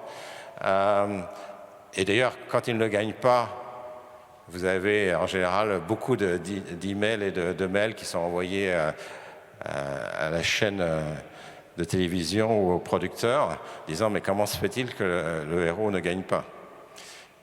Donc, il y a beaucoup de narratifs qui peuvent aussi promouvoir le bien commun. Et donc, un des défis auxquels on va être confronté, c'est de commencer par des narratifs pour essayer d'attirer l'intérêt des personnes, et puis après de passer dans ce qui est quand même la définition d'un expert, ce sont les faits, etc. Voilà. Donc, juste pour terminer, l'économie a des aspects contre-intuitifs, mais elle est très accessible, donc je crois que c'est vraiment quelque chose, bon, vous le savez, vous étudiez l'économie, je pense que c'est vraiment quelque chose, il y a beaucoup de personnes qui pensent que l'économie, c'est comme les maths et tout ça, c'est inabordable, l'économie, les maths et les autres disciplines sont tout à fait abordables en fait. Mais il faut évidemment investir un petit peu dedans, elle est très accessible. Et l'autre point sur lequel je voudrais insister, c'est que l'économie, c'est en fait une science morale et philosophique. Donc son rôle, et nous sommes responsables si nous ne le faisons pas, c'est de rendre le monde meilleur, comme toute autre science doit rendre le monde meilleur. Voilà, je vais m'arrêter là. Un peu de publicité pour le livre Économie du bien commun, qui maintenant existe en poche, hein, si vous êtes intéressé. Je vais m'arrêter là et puis j'attends avec impatience vos questions et vos réactions. Merci.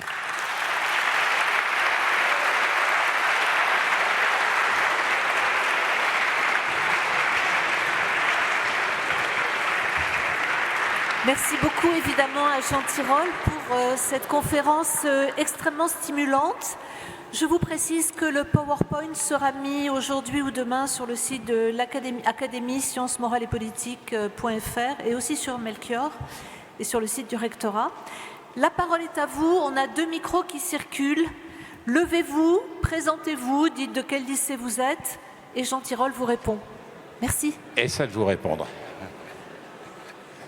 Bonjour. Bonjour.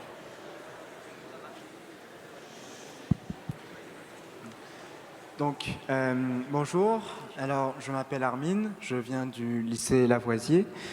Et je voudrais juste vous faire une remarque au début de votre présentation. Vous nous avez dit que vous ne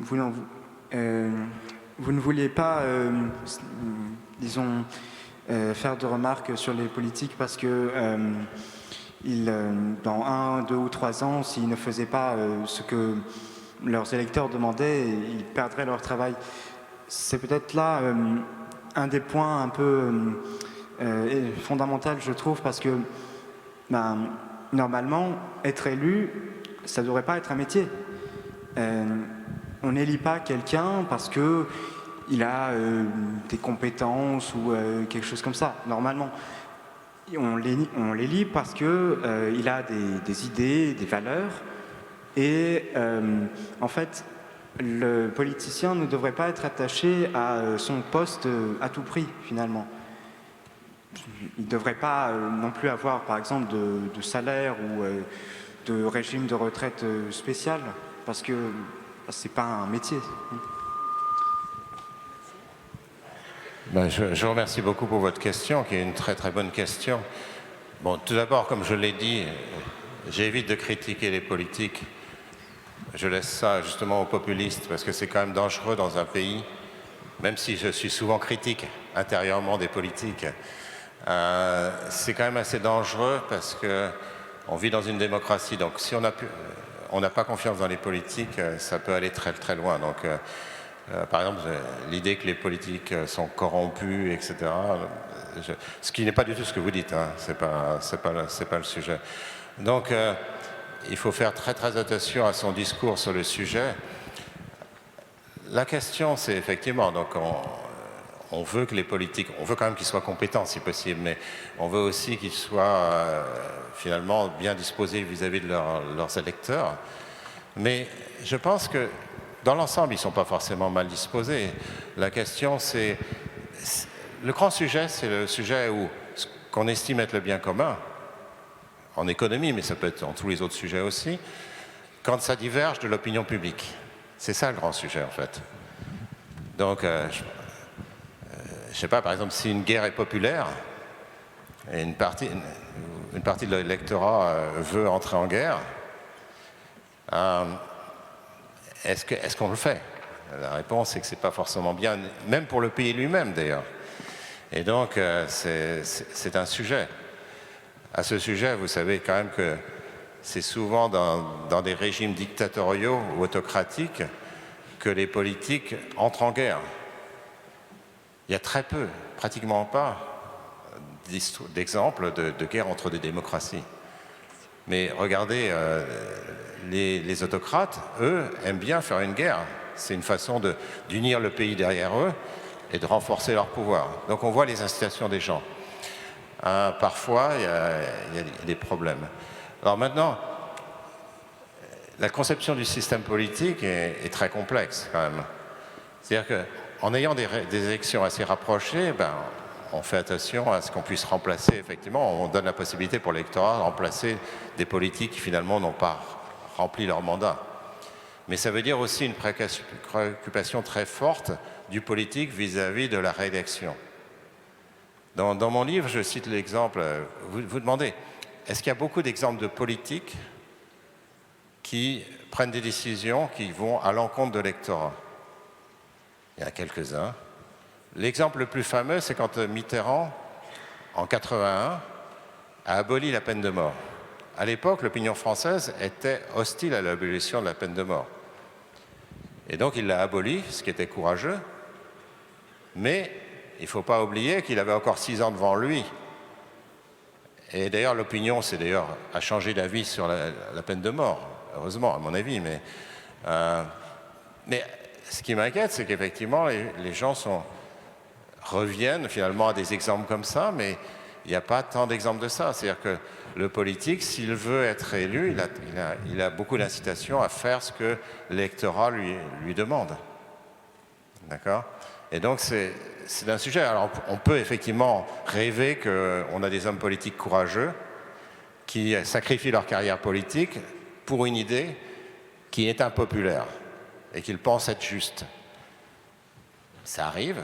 Le courage des hommes politiques est très hétérogène. Tout le monde n'a pas le même courage, évidemment.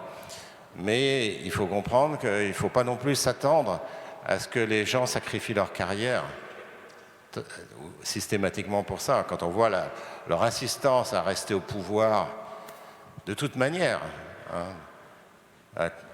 il y a beaucoup d'hommes politiques qui veulent rester au pouvoir, fondamentalement. Et ça, c'est un problème. Bon, un contre-exemple, c'était la ministre de la Nouvelle-Zélande, mais enfin, disons que de façon générale, les gens, quand ils ont le pouvoir, ils y restent. Et donc, ce qu'ils feront souvent, c'est de ne pas prendre le risque de ne pas être réélu. Et c'est un problème considérable. Mais il faut l'accepter, c'est-à-dire qu'il faut de nouveau se mettre à la place du politique. C'est-à-dire, si vous étiez au pouvoir, qu'est-ce que vous feriez? D'accord? Alors peut-être certains d'entre vous diraient, je ferai quelque chose que je pense est très juste, tant pis si je ne suis pas réélu, mais ça ne sera pas forcément une majorité, mais il faut arriver à se mettre à la place des autres, quoi.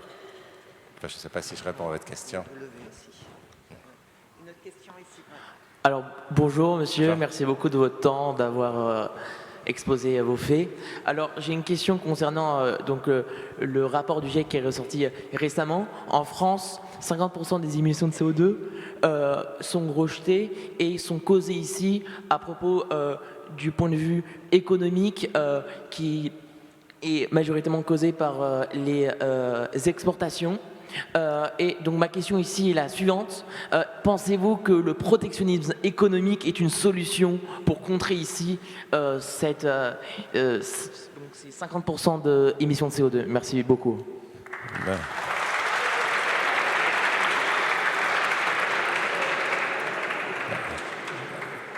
Merci pour votre question. Et effectivement, la France est un pays qui pollue beaucoup plus quand on regarde sa consommation que sa production. La production française, en partie l'électricité, émet très peu de carbone parce que le nucléaire, qui correspond à 75% de notre production d'électricité, n'émet que pratiquement pas de carbone. Par contre, on importe beaucoup de biens et services, de biens en particulier, qui viennent de pays étrangers, où là on utilise des mines de charbon, etc. Donc là voilà, c'est typique. Donc notre consommation est beaucoup plus carbonée que notre production. Donc ça pose la question de qu'est-ce qu'on fait ça. On en revient à la question de la taxe aux frontières sur le carbone. C'est-à-dire que si nous on est vertueux, c'est-à-dire que si on met une taxe carbone ou si on met des contraintes sur les entreprises vont soit se délocaliser dans les pays où il n'y a pas de telles contraintes, ou alors on va, en tant que consommateur, on va apporter des biens moins chers qui viennent de ces pays. Donc, c'est pour ça que même si les économistes dans l'ensemble sont très peu favorables au protectionnisme, parce que ça ne va pas résoudre les problèmes, le protectionnisme. Dans le cas particulier, notre commission avait décidé qu'il fallait une taxe aux frontières, d'ailleurs qui va être mise en œuvre en Europe dans quelques années. C'est une taxe un peu grossière, comme je le disais, parce qu'en fait, on va taxer les produits et non pas les émissions de CO2. Donc, ce n'est pas une taxe complètement juste. Je citais l'exemple d'une entreprise chinoise qui utiliserait des technologies vertes. Pourquoi on la taxe? Mais comme un peu une façon, moi je le vois surtout comme une façon de forcer les pays qui utilisent autant de charbon et autres technologies sales à venir à la table de négociation et de dire, écoutez, maintenant, il va falloir que vous fassiez un effort aussi. Donc ça me paraît important. Je ne sais pas si j'ai répondu à votre question exactement.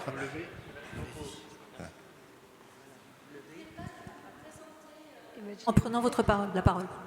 Bonjour, alors je m'appelle Isabelle et je viens aussi du lycée de Lavoisier.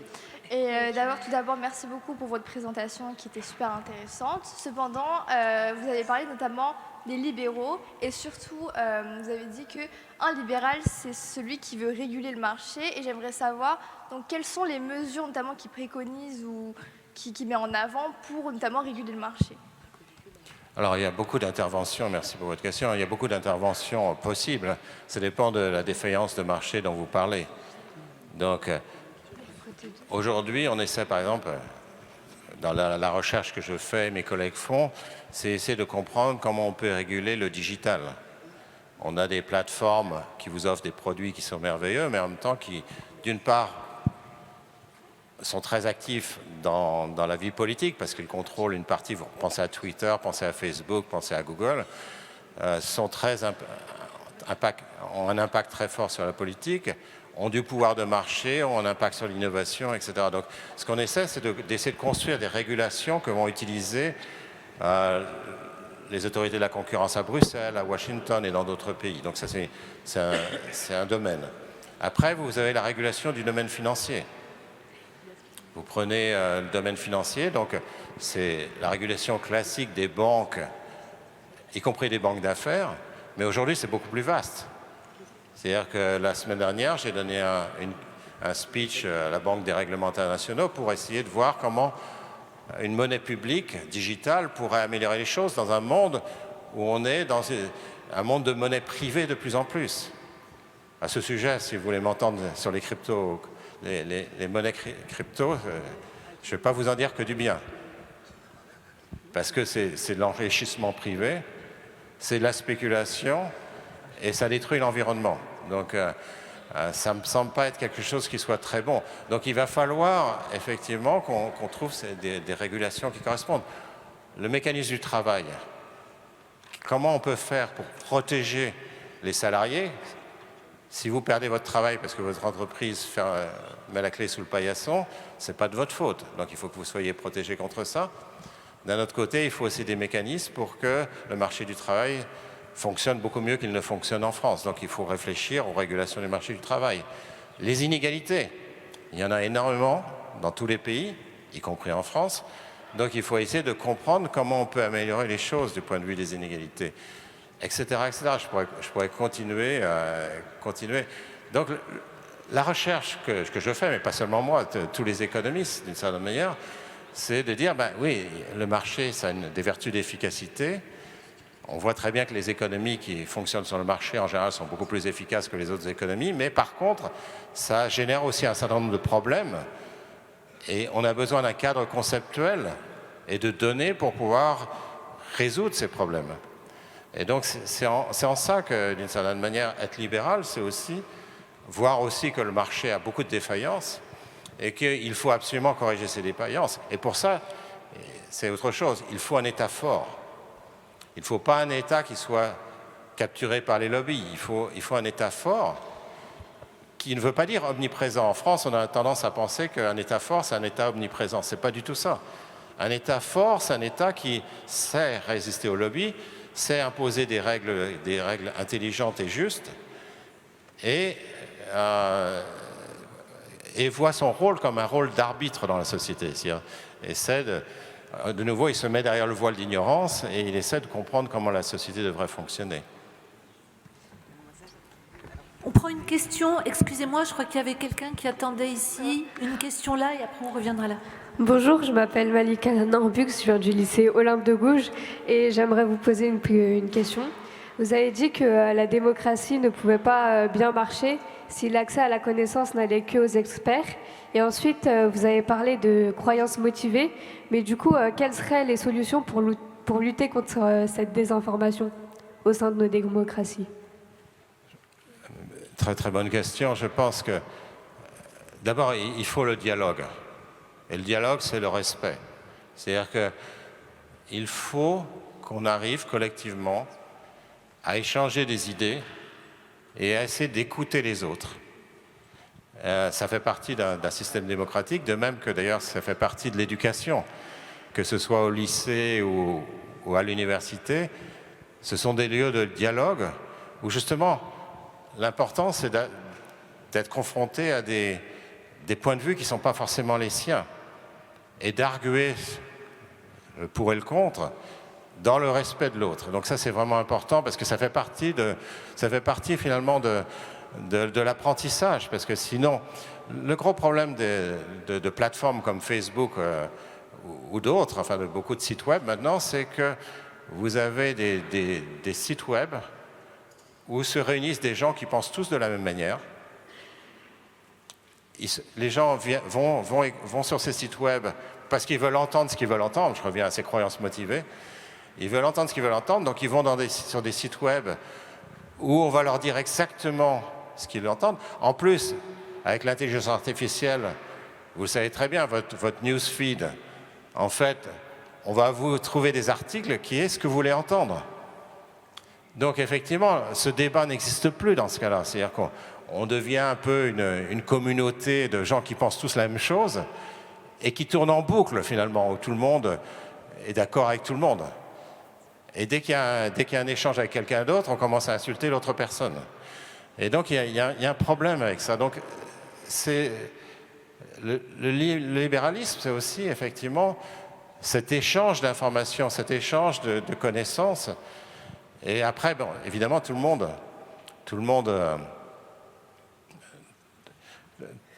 repart avec l'idée qu'il veut, mais effectivement, avoir des échanges comme celui d'aujourd'hui, d'ailleurs, c'est très important. Je ne m'attends pas à ce que vous soyez d'accord avec tout ce que j'ai dit, bien sûr. Il n'y a aucune raison que vous soyez d'accord avec tout ce que j'ai dit. Mais à partir du moment où il y a cet échange où vous m'avez écouté, c'est extraordinaire, je pense. Et donc, c'est vraiment très important d'avoir cette question. Maintenant, c'est à nous aussi de sauver nos démocraties. C'est à nous de comprendre qu'il y a des personnes qui se complairaient très bien sans les règles démocratiques classiques. Ils sont pas toujours, comme je le disais toujours, c'est pas toujours facile à venir voir. Parce qu'au début, ces personnes-là, évidemment, se cachent derrière un idéal démocratique, souvent. Mais on voit très bien qu'après, cet idéal démocratique s'en va et devient très rapidement une autocratie. Le fait que dans le monde, ces démocraties sont en train de rétrécir est un peu inquiétant, mais encore une fois, il y a des bonnes nouvelles d'une certaine manière. Que je disais toujours, comme les États-Unis, un des grands moments des États-Unis, ça a été le Watergate pour moi. Alors, vous ne vous souvenez pas du Watergate, mais quand j'avais votre âge, j'ai vécu le Watergate, où Nixon a été chassé du pouvoir pour quelque chose qui était beaucoup plus faible que tout ce qu'a fait Trump. Enfin, qui était grave, mais pour moi, c'était une victoire de la démocratie. Ce Watergate, c'était en fait une très très bonne nouvelle. Voilà, donc il y a des moments comme ça, et le fait que finalement, on voit que les États-Unis ont été un peu résilients, même si toutes les nouvelles ne sont pas bonnes, malheureusement. On voit des pays qui sont quand même résilients, qui arrivent à s'en sortir, mais on voit beaucoup d'autres pays qui ne s'en sortent pas. Donc c'est à vous de faire en sorte, effectivement, que ce genre de personnes n'arrivent pas au pouvoir. Mais pour ça, il faut qu'il y ait un dialogue. Si on a ces communautés qui sont des caisses de résonance, en anglais, on appelle ça echo chambers, il n'y a plus de dialogue dans la société, il n'y a plus de partage d'informations et de connaissances. Et ça, c'est un petit peu grave. Alors, après, l'éducation est cruciale. Mais l'éducation, elle a un impact, effectivement, très différé. C'est-à-dire qu'aujourd'hui, on dépend de l'éducation d'il y a 20, 30, 40 ans. Cette question d'éducation est très importante. Donc, il s'agirait aussi de, je pense, au niveau citoyen, par exemple, d'avoir aussi un apprentissage de ce que c'est qu'un fait, de ce que c'est qu'une science. Je citais tout à l'heure la différence entre une corrélation et une causalité. C'est très important pour l'économie, mais c'est très important pour toutes les sciences humaines et sociales, c'est important pour la médecine. Si vous retournez il y a un siècle et demi, quand Pasteur a fait ses expériences sur les vaccins, il a compris qu'il fallait des expériences, ce qu'on appelle randomisées, mettre 25 moutons d'un côté à qui on ne donnait pas le vaccin et 25 moutons d'un autre côté, tirés de façon aléatoire, à qui on donnait le vaccin. Voilà comment on établit une science, voilà comment on établit un fait.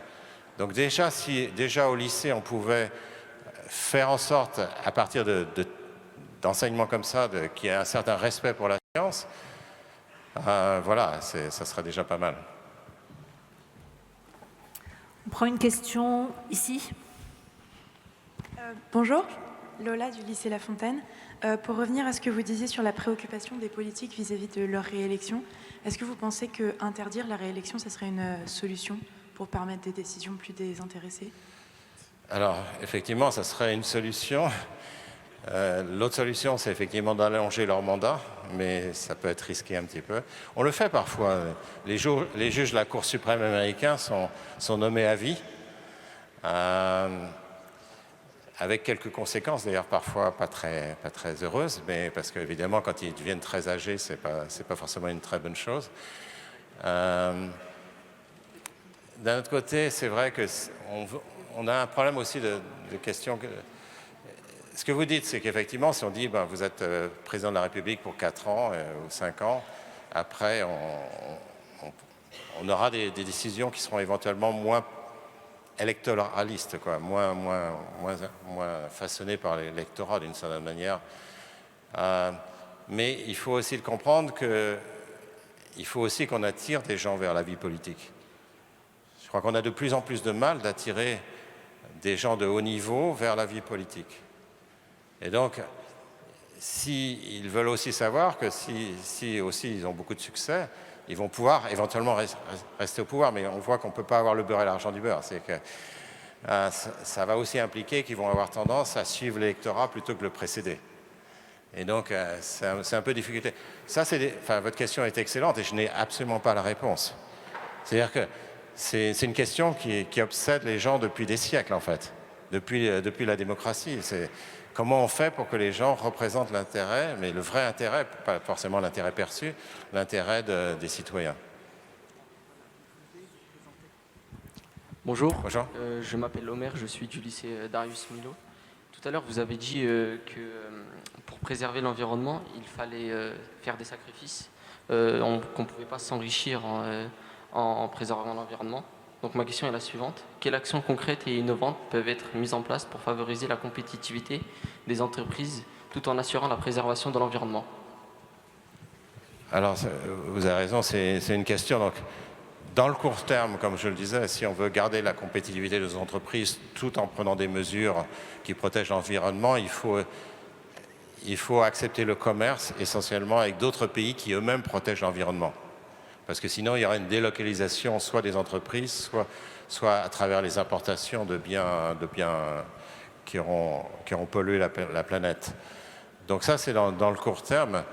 Après, je pense qu'il va falloir, comme je le disais, faire de la recherche et développement verte pour donner aux entreprises effectivement des technologies qui leur permettent d'être compétitives sans polluer.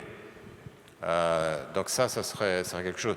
Et d'ailleurs, plus que ça, aujourd'hui on a ce problème que les pays pauvres, je le vois bien, j'étais il n'y a pas longtemps en Inde et au Bangladesh, j'ai parlé avec des officiels, des responsables, et évidemment, ils nous disent, mais écoutez, vous avez pollué pendant 2 siècles, et nous, on est pauvres, et on veut se développer, ce qui est tout à fait légitime.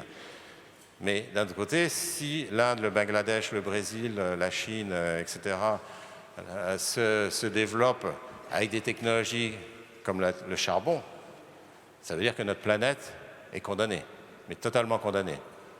Donc il faut aussi des mesures coercitives ou un prix du carbone dans ces pays-là, pas seulement dans nos pays, parce que la croissance de la pollution va se passer beaucoup dans les pays émergents. Donc il va falloir qu'on arrive à les compenser pour ça. Et une façon de les compenser, c'est de leur donner de l'argent.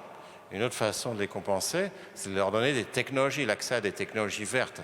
Et pour ça, il faut qu'on ait les technologies vertes. Donc il faut faire de la recherche et développement qui fasse émerger ces technologies vertes. Je pense que, mais vous avez raison, la compétitivité c'est très important parce que si on est vert et que les entreprises sont en faillite, les employés sont mis au chômage et in fine l'activité va se passer dans un pays qui va produire à partir de mines de charbon, on n'aura pas gagné grand-chose, on aura détruit notre industrie et on n'aura pas sauvé la planète pour autant. Donc il faut faire extrêmement attention à la compétitivité si on a des politiques vertes. Alors, il y a une question là et après on prendra la question au 3e rang ici. Oui, bonjour à tous. Premièrement, j'aimerais vous remercier pour votre temps et la conférence qui a été très... Je me présente ? Oui, je m'appelle Jawad, je suis du lycée Pauline Roland dans le 9-4. Et oui, j'aimerais vous remercier d'abord pour votre temps et pour cette conférence très enrichissante, très intéressante. C'est une question peut-être un peu moins complexe que celle des autres, mais tout à l'heure vous avez mentionné l'intelligence artificielle et je suis assez curieux de savoir en quoi ça va révolutionner peut-être le monde économique en général. Moins complexe, vous avez dit.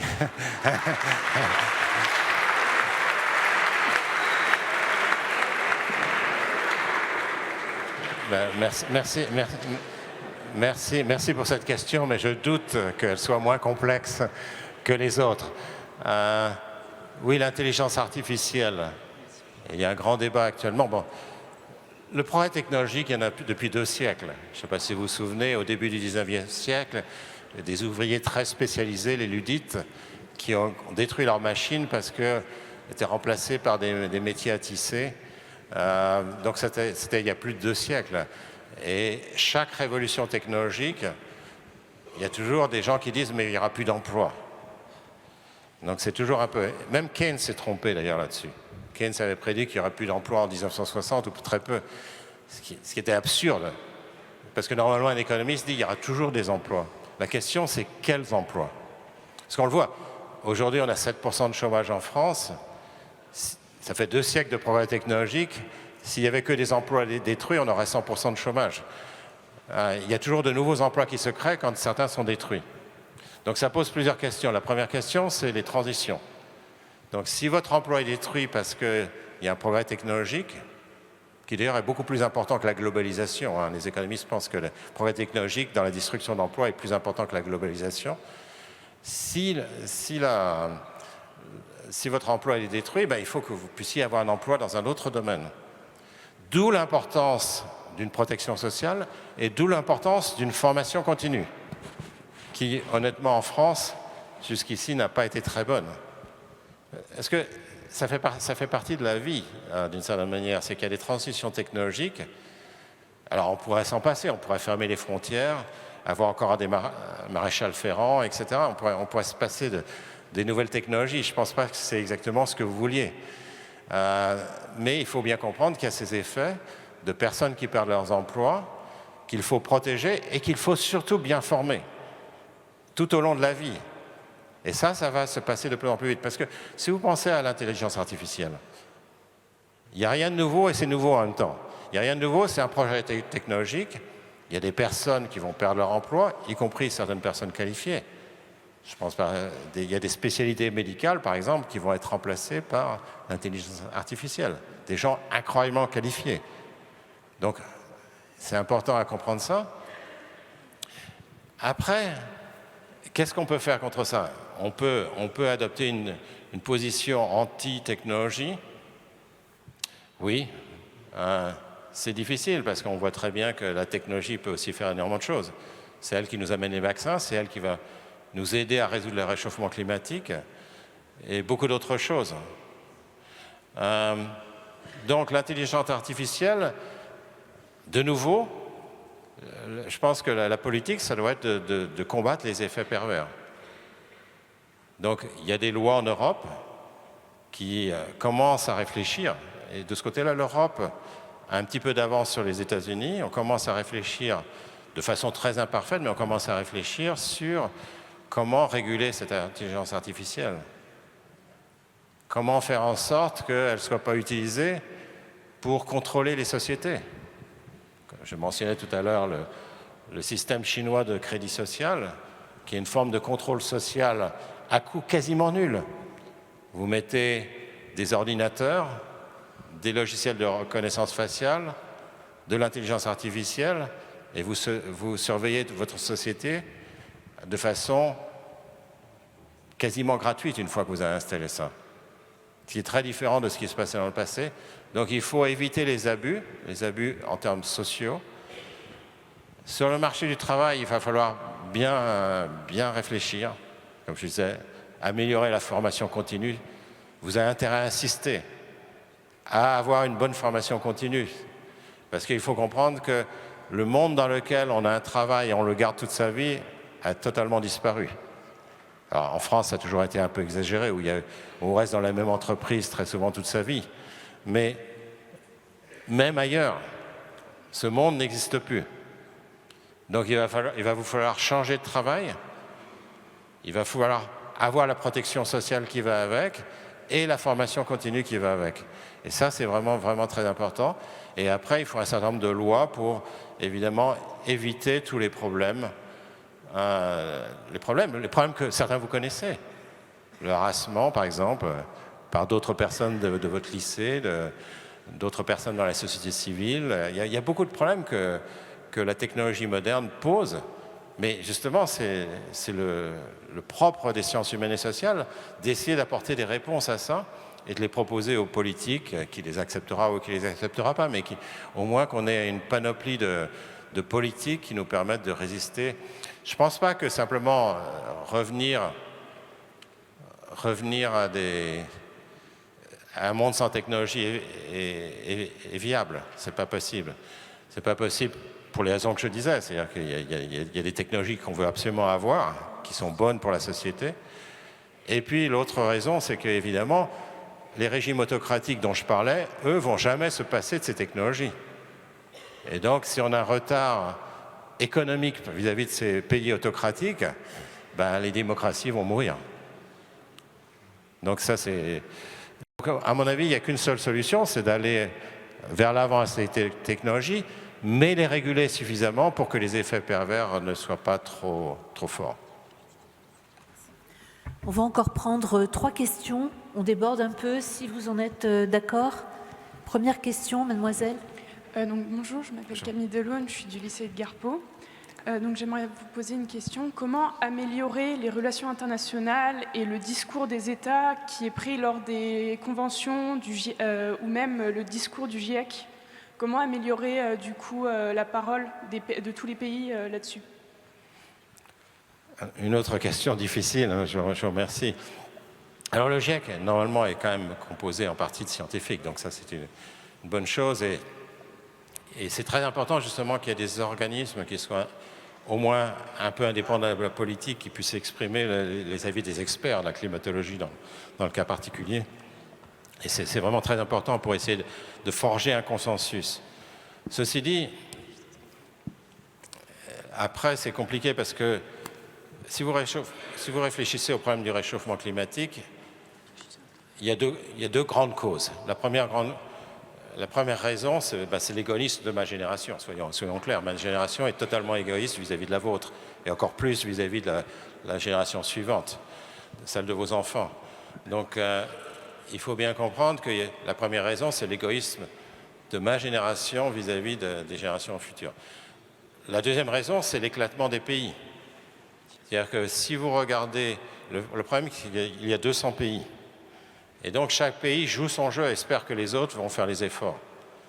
Je compare avec une loi qui est parue, une bipartisane, qui est parue aux États-Unis en 1990 sur le SO2. Le SO2 et le NOx, c'est les pluies acides. Vous vous souvenez peut-être pas, mais ça crée finalement la dévastation des forêts, les pluies acides et tout ça. Il y a une loi qui a créé des droits d'émission négociables, qui en 5 ans, donc on a fixé un nombre de permis qui correspondant à la moitié de la pollution de 1985, je ne me souviens plus exactement, et on a dit, voilà, à partir de maintenant, vous avez ce système de permis, on a réduit la pollution de 50% en 5 ans. Mais, alors ça n'a pas été facile, il y a eu des compromis qui se sont passés, parce que vous pensez bien que ceux qui voulaient réduire la pollution et les pluies acides, c'était la côte Est et la Californie, et les États du Midwest qui utilisaient les charbons qui envoyaient ces pluies acides ne voulaient pas. Comme aujourd'hui, les pays qui utilisent le charbon ou du pétrole ne veulent pas, évidemment, d'accord. C'est exactement la même chose. Mais au moins, comme on n'avait qu'un seul pays, il y a pu y avoir un accord au sein du pays. Alors qu'en 2014, il y a eu effectivement la COP21 à Paris, et dans cette COP21, il y a eu des grandes déclarations comme quoi, en gros, on avait fait un progrès énorme vers la résolution du réchauffement climatique. Je me souviens, c'était un samedi. J'ai écrit un éditorial immédiatement en disant « Mais arrêtez, arrêtez. Il ne va pas se passer grand-chose avec ce que vous avez décidé. » Parce que, évidemment, et j'ai regardé un petit peu, chaque chef d'État est rentré de Paris en disant « Oh, on a fait des progrès merveilleux. » Mais personne n'a dit, maintenant, il va falloir qu'on se retrousse les manches. Donc, il n'y a aucun chef d'État qui a dit, il va falloir qu'on se retrousse les manches. Donc là c'était une preuve éclatante qu'il y avait un petit peu de greenwashing derrière. Alors, honnêtement, de nouveau, je ne veux pas complètement attaquer les politiques, parce que obtenir un accord, ce n'est pas facile. Et obtenir un accord quand vous voulez 200 signatures, c'est même impossible. Imaginez que l'Arabie Saoudite et le Venezuela, qui sont des producteurs de pétrole, disent maintenant on va prendre des mesures qui vont empêcher la consommation de pétrole. Ça ne marchera jamais. Donc il faut procéder de façon autre, celle-là. D'où, je ne suis pas politologue, mais d'où l'importance d'une conception de la science politique qui permette d'améliorer les choses. Donc il y a deux raisons en fait au réchauffement climatique. Il y a l'égoïsme de ma génération, mais il y a aussi cet éclatement des pays qui rend difficile finalement un accord qui serait meilleur au sens de Pareto, comme on dit en jargon de l'économie, mais qui améliorerait finalement le bien-être de tous les pays. Parce qu'à partir du moment où il y a un gâteau qui se crée, c'est-à-dire qu'on a une planète qui est sauvée du réchauffement climatique, on peut partager le gâteau d'une manière ou d'une autre. Mais pour ça, il faut des mécanismes de compensation, il faut des tas de choses. Et pour moi, la méthode qui est utilisée est utile parce qu'elle permet de créer ce consensus un peu. Par rapport à Rio, c'est vrai qu'il y avait un peu plus de consensus, mais ça ne suffira jamais. Oui. Bonjour. Et oui, pardon, deux questions simultanées. Une ici et après on prend celle-là. Adrien, au lycée de Garpov, vous avez abordé tout à l'heure le rôle de l'État et des entreprises, notamment dans votre exemple du réchauffement climatique. Est-ce que vous pensez pour vous que le bien commun peut être perçu comme finalité de l'entreprise? Alors, c'est une question très complexe. C'est effectivement, on voudrait que les entreprises se comportent mieux, mais ce n'est pas toujours facile pour elles. C'est-à-dire que si vous passez à un moyen de production plus vert, vous perdez des parts de marché par rapport à plus vert, je veux dire plus coûteux du coup. Parce que sinon on le ferait, si ce n'était pas plus coûteux, on aurait déjà fait la transition vers les énergies vertes. Ça veut dire qu'on est en handicap concurrentiel vis-à-vis des autres entreprises. Donc il y a quand même un mouvement vers la responsabilité sociale des entreprises, mais il faut qu'il y ait une certaine coordination quand même, parce que sinon c'est très, très difficile de se démarquer et dire moi tout seul, je vais être vert. C'est exactement le même problème que la taxe en frontières. C'est-à-dire que si la France, par exemple, prend des mesures vertes et c'est la seule mesure, ce qui va se passer, c'est que les entreprises vont se délocaliser à l'étranger et qu'in fine, on ne va pas réduire finalement les émissions de CO2. Donc, oui à la responsabilité sociale des entreprises, il faut faire très attention parce qu'il y a beaucoup de greenwashing, énormément de greenwashing dans la communication des banques, des entreprises et des politiques à ce sujet. Il faut que ces actions aient un impact. Donc par exemple, je prends un exemple simple. Je dis, je suis un investisseur. Donc là, dans le cas particulier, c'est moi en tant que consommateur, j'investis mes économies dans des technologies vertes. Je peux investir dans un barrage hydroélectrique en France qui existe déjà. C'est une énergie verte, renouvelable, renouvelable dans certaines limites, mais en tout cas qui n'émet que très très peu de carbone. Mais dans la mesure où ce barrage existe déjà, ça ne va pas changer finalement. Ça ne va pas du tout changer la quantité de CO2 qui va être émise dans le pays.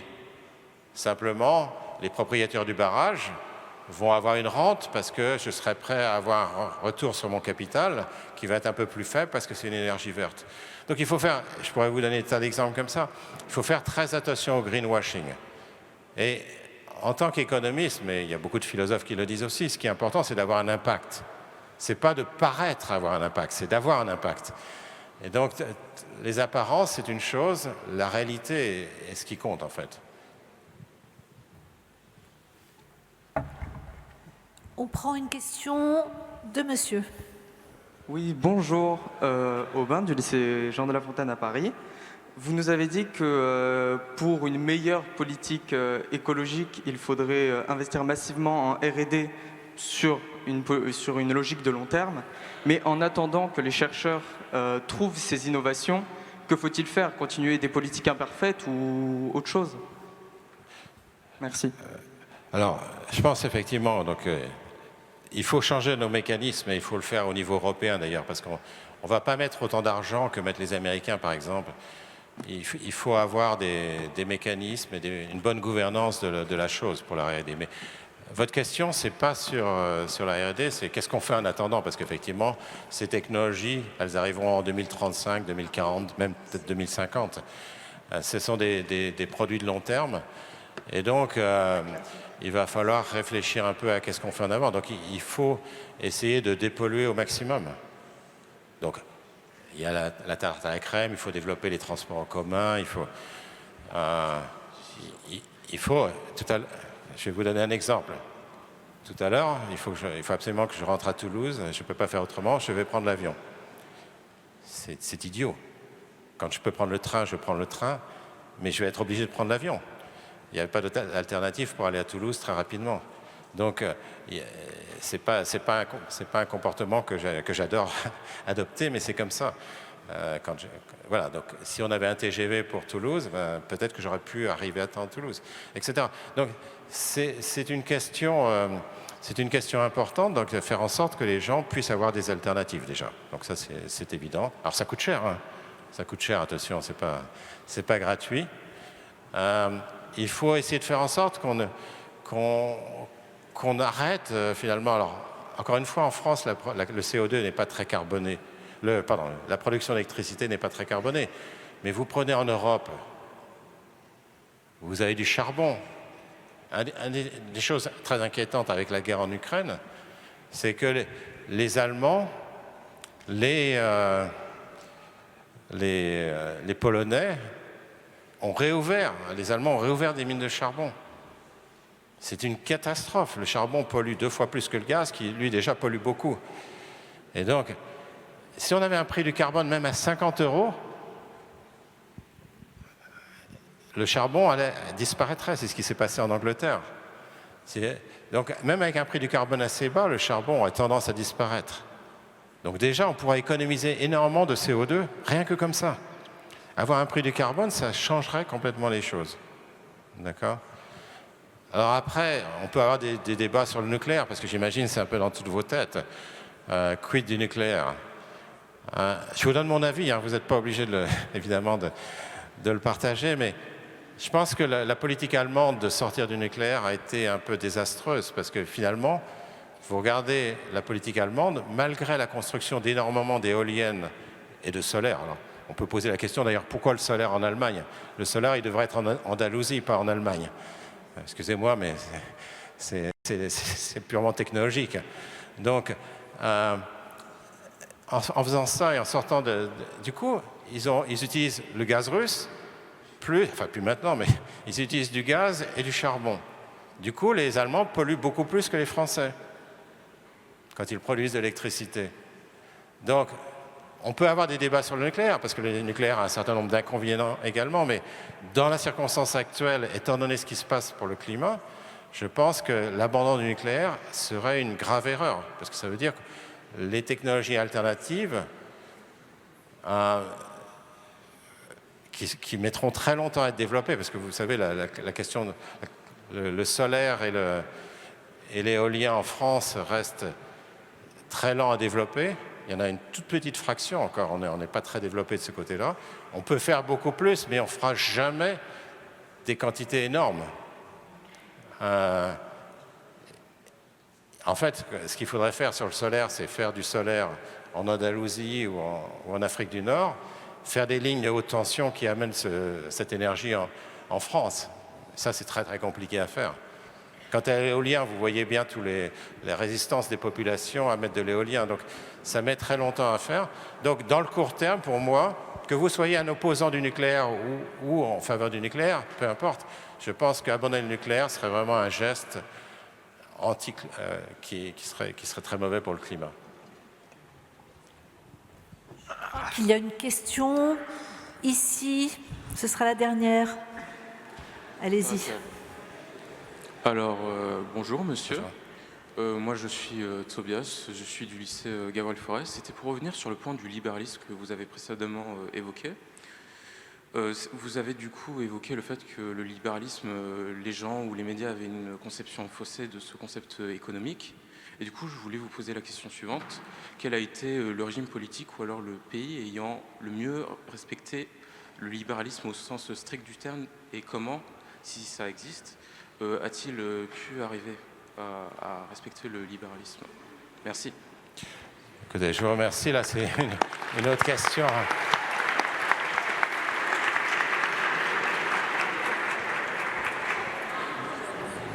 Décidément, j'ai eu que des questions difficiles, mais c'est à votre honneur.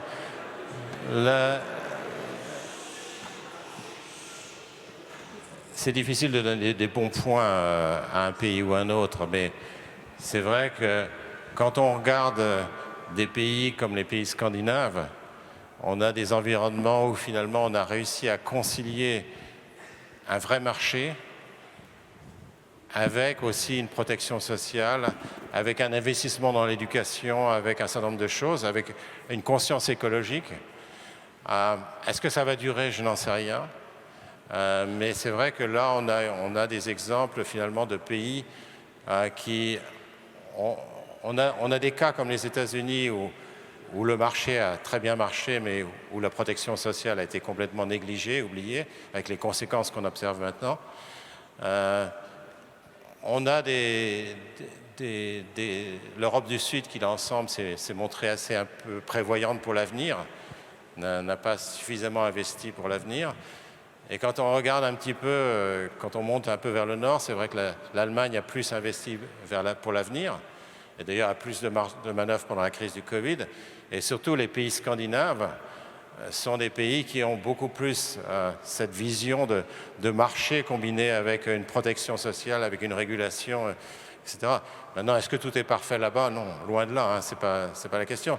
Mais dans notre monde, si on s'en rapproche un peu plus, ben, c'est une bonne chose. Et c'est une bataille, comme je le disais, c'est une bataille permanente en fait. Voilà, et cette bataille, c'est vous qui allez la jouer.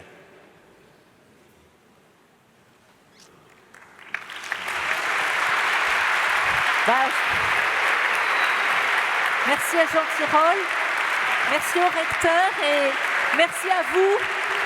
Merci de vos excellentes questions. Merci beaucoup.